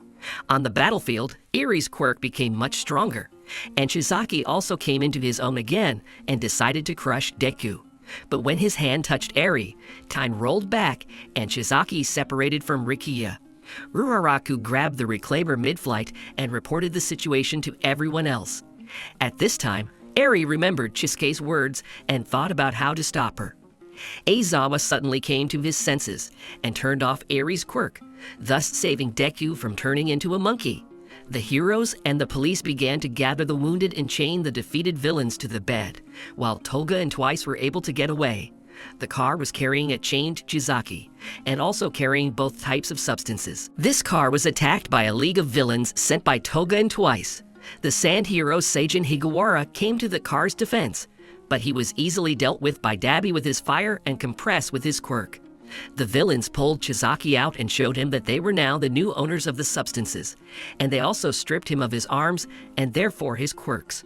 The left hand was taken by Compress, and the right hand was incinerated by Shigaraki.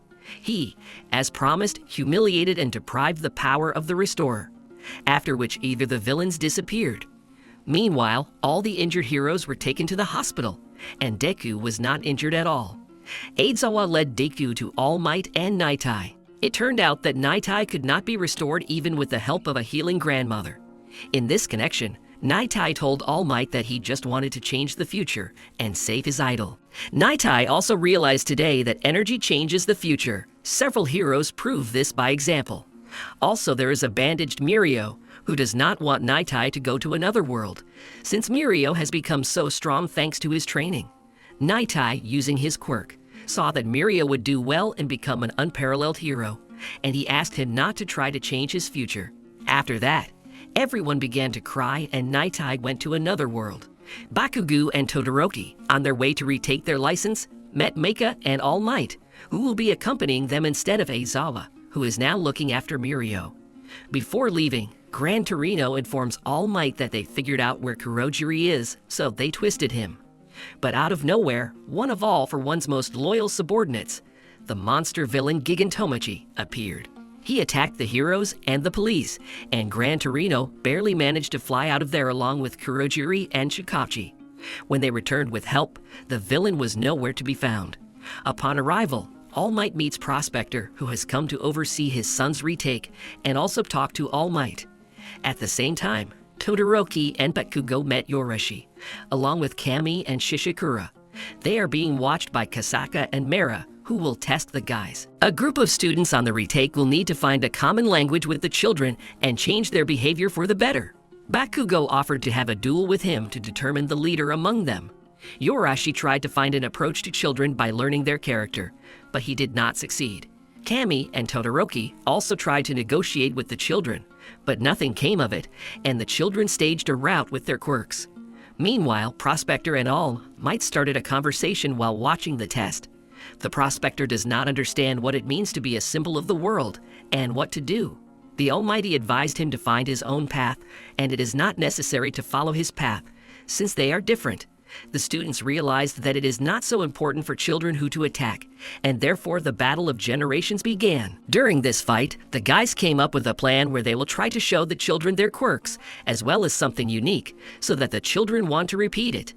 Then Kami created her quirk of the Northern Lights. Todoroki froze all the children's devices and created an ice slide with fiery illumination. And Yorashi cheered up with his breeze, and even Bakugo was able to motivate the leader guy.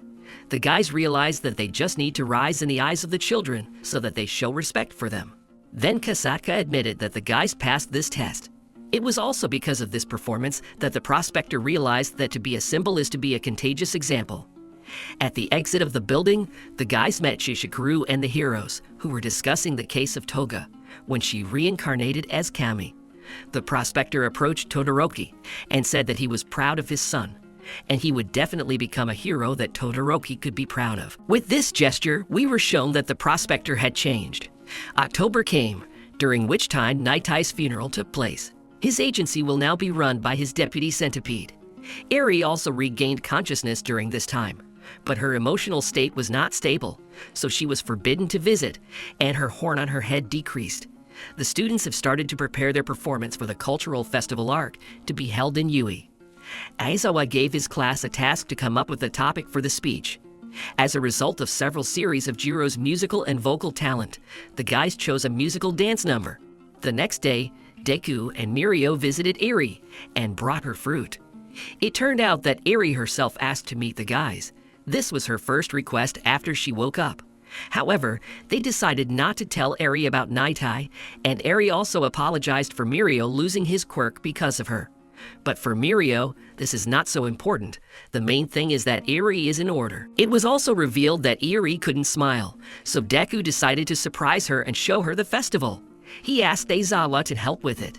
However, the teacher needs to coordinate this with the principal. Meanwhile, the police began to freshen up the YouTube channel, on which the villain Generous and La Brava post videos of their robberies.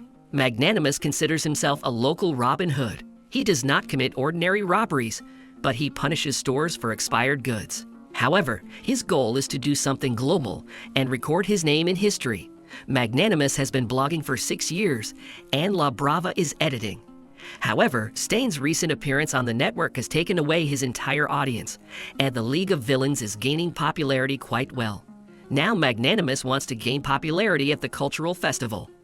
At this time, the students are preparing for the festival, and they are also drinking tea that Yaoyoro's bought in a small restaurant that we need to remember. The guys also plan to add various special effects to their performance in the form of their quirks, and they have already managed to distribute duties on stage. After that, Deku met with All Might and told him that he could already use 20% of the power, but for 100% he was not ready yet, so he was stumped. All Might recommended that he develop a long-range attack, and the hero had already thought of everything. When Deku changed his clothes, All Might asked him to use 20% of his strength and direct the blow in any direction. Thus, Deku got a blow with compressed air. Meanwhile, Mirio, Eri, and Aizawa arrived at Yui, as the director had agreed for Eri to attend the festival. So that she would not panic, they decided to bring Eri in advance and introduce her to the school, because there is still a whole month to prepare. Meanwhile, Clasp is preparing a performance made up of various dramas. There will also be a beauty contest at the festival, where beautiful ladies have already signed up. Deku and Mirio gave Eri a tour of the Yui. When they were done, they went to the dining room, where they met Principal Nezu and Midnight. From their words, they learned that the police were against the festival because of the turbulent situation, but the director managed to convince them. But to avoid misunderstandings, guards were posted in the form of a watchdog hero. A week passed, Deku was fired from the dancers and transferred to the special effects team. And in the mornings, he also continued to train with All Might. Also there, he accidentally met Mei, who promised him to make new special gloves. All Might reported that he also used various attachments for training, but they were too bulky, and so he stopped using his true form. Deku, on the other hand, decided to look for such devices, but instead he came across a video of the Magnanimous, where he talked about his affairs through a tea review. Meanwhile, Magnanimous and La Bravo work out a plan to get into the school. First, they will go along the alleys, then along the park, and after that the generous one should look into a small tea room and drink the same tea there. In his opinion, this tea is ideal for the job they want to do, and after that they will again reach the mountain through the alleys and already get to the school. And so that the hound dog does not find them by smell, they will have to smear themselves with mud. Also, La Brava will have to get into the Yui network and disable their defense system. The day before the start of the festival, the guys hold a dress rehearsal, where during the check it turned out that the rope on which the deck will hang Aoyama has deteriorated, and since Yaoyorozu is already sleeping, Deku will have to go to the store in the morning for a new rope. The store itself is located near the place where Generous and La Brava will have tea. The next day, at 6:30, Deku goes to train with All Might. Mai also arrives and hands Deku his new ranged gloves. And having already tried them, Deku goes to the store at 7:50 to get the rope. And when Deku returns with his purchase, he stumbles upon Gentle and La Brava in disguise, who were just leaving the tea room where they drank the same tea. Deku, upon hearing the name of the tea, remembered that it was Yoirozu who prepared it for them. In turn, the magnanimous, hearing Deku's thoughts, decided to find out how he knew about this cool tea. Deku replied that he had tried it at a friend's. From this conversation, Generous realized that Deku was from Yui, and Deku recognized the voice of Generous from the video. Then Deku decided to prevent the villain from getting to Yui and disrupting the festival. Then Magnanimous and La Brava took out a camera and started filming. It turned out that the quirk of the Magnanimous can make everything elastic, even air. Then he pushed Deku away with his quirk, and they ran towards Yui. However, Deku went after them. It was also revealed that La Brava recognized Deku from seeing him at a sports festival. Deku used a long-range attack on the villains, thereby slamming them into the building. To delay Deku, Magnanimous threw a steel beam on him, and using his quirk, he flew towards Yui. Deku, realizing that if the villains are discovered and the signal sounds, the festival will be cancelled. Then he freed himself and went after them. Deku took advantage of the already left air membranes that Magnanimous and La Brava were moving on, and Deku was able to catch up with the villains with his covering and capture them. We are shown the story of La Brava, from which it became clear that she is in love with the Magnanimous, and she is already over 20 years old, and her quirk is called Love. When she confesses her love to someone, she gives a powerful boost of energy. In this connection, the Magnanimous freed himself with renewed vigor and slammed Deku into the ground, and also crushed him with a bunch of layers of air. But Deku, as if Naruto had made a tunnel, and getting out asked why the Magnanimous was doing all this. Then we were shown his past, from which it became clear that the Magnanimous simply dreams of glory in order to get into history for posterity. But because of one case when he wanted to help, but in the end did harm, he became a criminal. However, he looks more like a blogger than a villain, as his goal is simply to become popular. And since he was not accepted as a hero, he had no other option but to become a criminal. He also does this for La Brava, as this is their common goal. As a result, Deku and Magnanimous began to fight. However, Deku, after hearing the story of the Magnanimous, changed his attitude towards him and began to respect him. Although before that he considered the Magnanimous to be a weak opponent. Deku realized that they are similar to him, since his goal too has already gone beyond his personal one, and has become a ray of hope for those who do not see a brighter future. And since there are people who recognized him, he wants to live up to their expectations. After some nice dialogue, Magnanimous threw the sounding board against a tree, and La Brava ran closer to Yui to catch the signal and start disabling the defense system. Deku tried to stop her, but the Magnanimous stood in his way, and they continued to fight. It turns out that Magnanimous has also changed his attitude towards Deku, and now he fights for the honor of a hero like Deku. However, Deku used a ranged attack and slammed the Magnanimous into the ground. At this time, La Brava saw Watchdog and Ectoplasm approaching and decided to return to the Magnanimous and warn him. But she saw that Deku had already won. Then La Brava attacks Deku with powerful blows, saying that the Magnanimous is the person for whom she lives. The Magnanimous understood that through his fault La Brava could also be imprisoned. Due to La Brava's emotions, the Magnanimous temporarily regained strength, and he pushed Deku back a couple of tens of meters. Heroes appeared, and the Magnanimous decided to give up, and also to expose everything so as not to involve La Brava in this matter. But the dog smelled that Disciple Yui was still here. Then the dog began to ask where he was, and then Deku himself appeared. The Magnanimous is happy, because it was a hero like Deku who dealt him a decisive blow. It turned out that the Magnanimous had once studied at the heroic faculty, but since that time only a heroic shadow remained. However, he believes that Deku will be a real hero and make a truly bright future. After this beautiful speech, the dog took the Magnanimous and La Brava to the police station. In the meantime, the festival is already in full swing, and the class performance will be at 10 o'clock sharp. Therefore, for a start, Deku, under the supervision of Ectoplasm, ran after the abandoned rope. Deku arrived at the appointed time, as did Mirio and Eri. Bakugo caused an explosion with his quirk, and the performance began, where they played the opening of My Hero Academia. The performance went great. Even Eri had a smile on her face. After that, a beauty contest began, where several beauties of the academy performed. Ultimately, Nejiro won. The end of November is coming. By this time, they decided to transfer Eri to Yui, since her parents abandoned her, and the only relative of the Yakuza boss is in a coma. Since she has nowhere to go, she will live with the teachers. It is also necessary to look after the power of Eri, and Mirio will help in. Meanwhile, wildcats have arrived in Yui to work again. They also received a message from Tartarus, where All for One is being held, and they tried to get Ragdoll's quirk back, but because of the danger, All for One decided to keep him on a leash. The cats also started talking about ranks and said that twice a year they count the points of heroes and make a list of top heroes. Points are counted by the number of cases solved, the level of assistance to the community, and the percentage of people's support.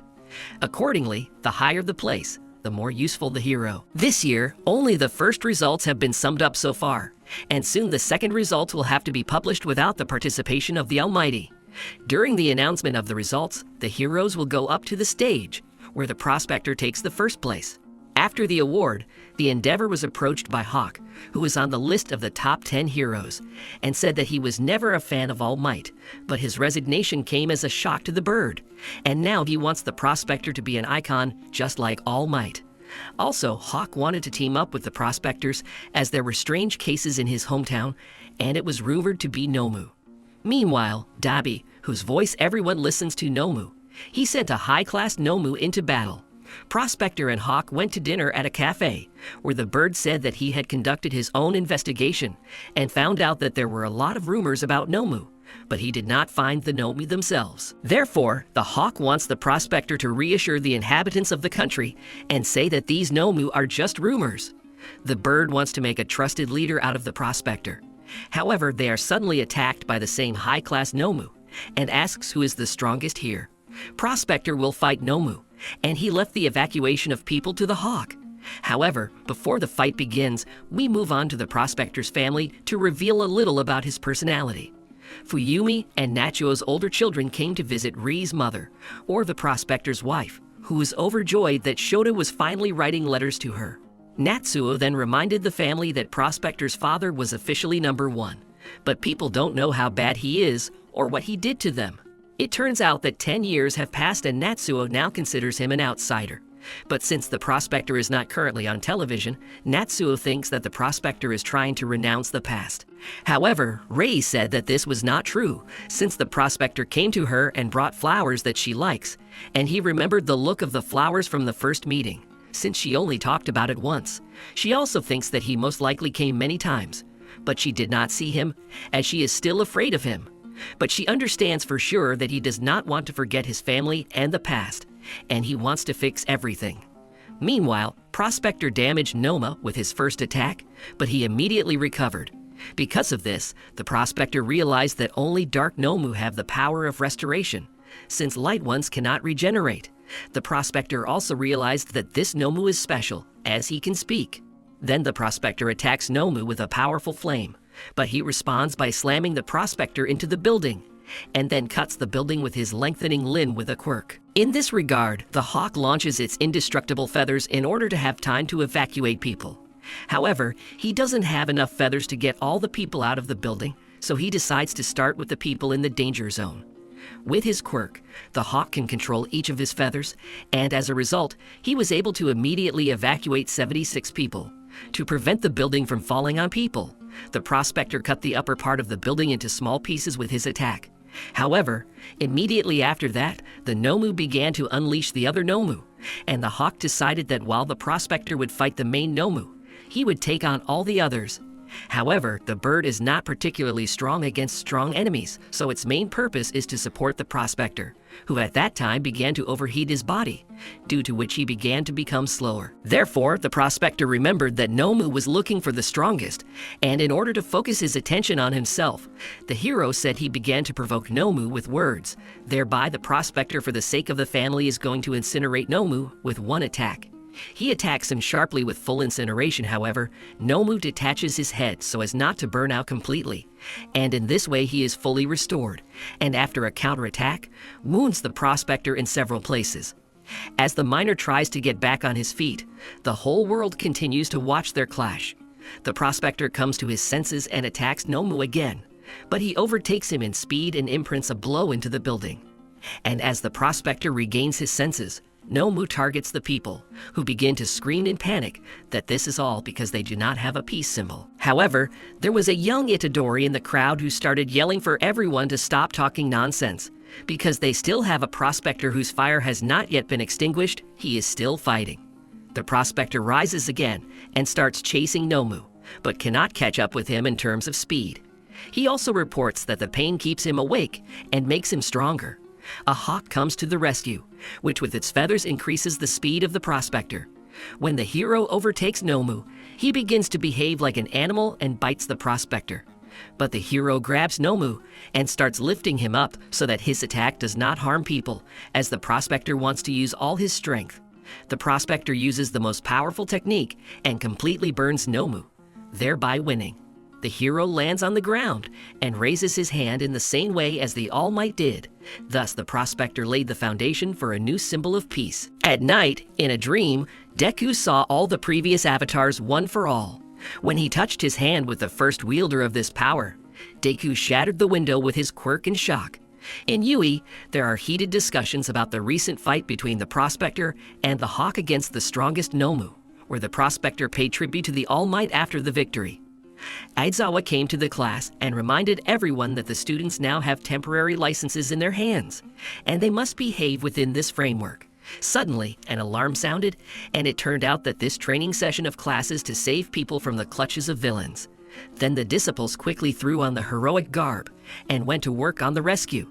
Some engaged in reconnaissance and found out that there was a victim who had been carried away by the river.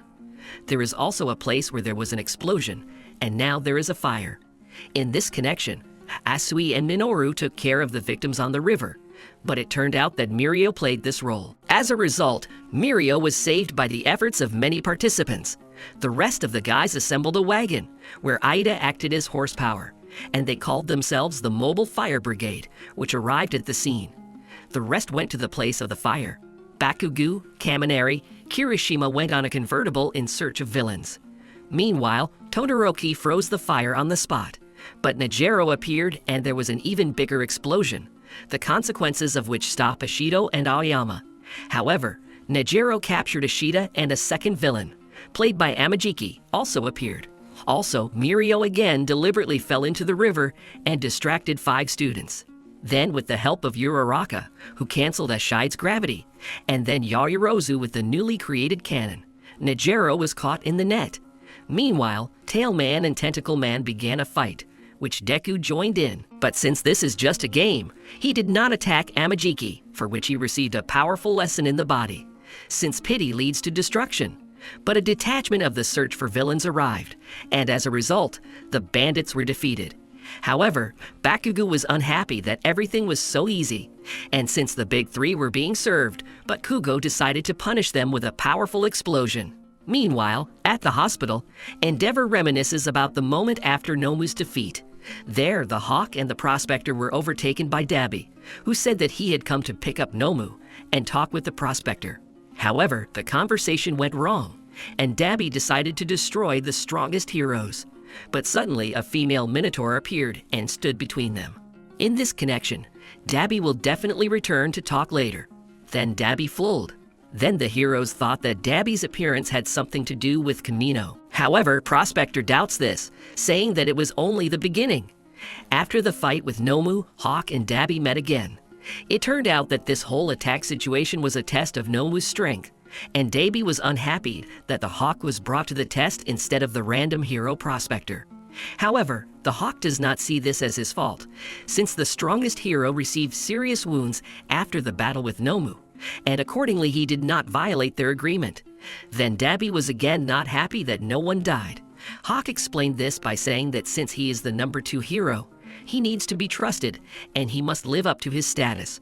However, Dabi still refused to let the Hawk to the head of the League of Villains, and they will keep their distance for now. It turned out that the Hawk was specially sent by the Heroic State Commission so that he entered into the confidence of the villains, so that through him they would receive more information about the League and especially about Noma, and this is how they plan to defeat the villains. The Hawk itself will have to turn a blind eye to the excesses that the villains will do in order not to give themselves away. A couple of days later, the hawk came to the discharge of Prospector, to whom the doctor saved his left eye. On the way, the prospector asked the hawk what he thought about the fact that when they appeared in Kos, and they were immediately attacked by Nomu, and this is very strange. Hawk argued that the two best heroes are attracting a lot of attention, and now any information about Nomu can be a trap for the heroes. When the prospector reached the house, he was met by his family. However, Natsuo had not yet forgiven his father for his sick childhood and therefore went outside. In the news story, they began to show people's opinions about the fight between Prospector and Nomu. There were many different opinions, but it turned out that the prospector was able to motivate many people with his example. Afterwards, Shaodo said that he couldn't forgive him either, but he still wanted to see how his father would change. Meanwhile, Deku was tired from his endless daily training, so he went to bed. He had a dream where all the previous one-for-all avatars were, and Deku realized that he had already seen them at the Yui Sports Festival. And in fact, Deku became the 9th owner of the power.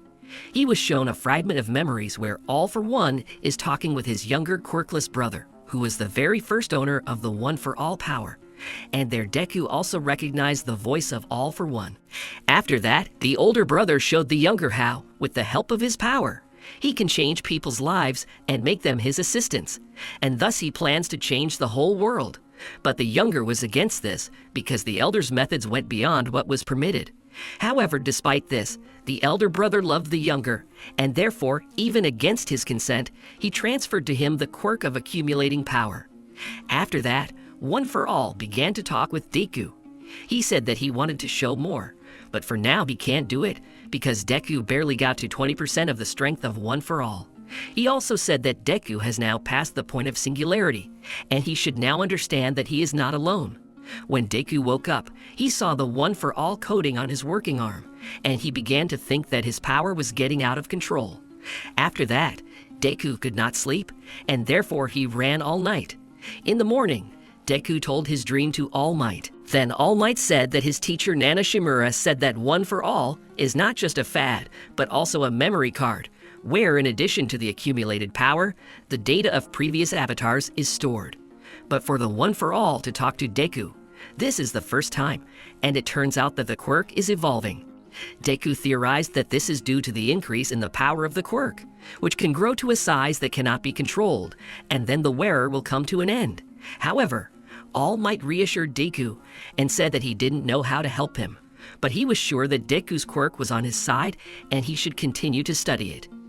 Deku then went to the combat training where classes A and B would participate, and also decided to join Shinsa, who would be the 41st members. Since the competition will be between teams of 4, Shinsa will compete once for a random Class A and Class B team. They split into teams, with Shinsa being on the team against Deku, which is good for Deku himself, as he wants to test if Shinsa's quirk is related to the silhouettes of the avatars he saw at the festival.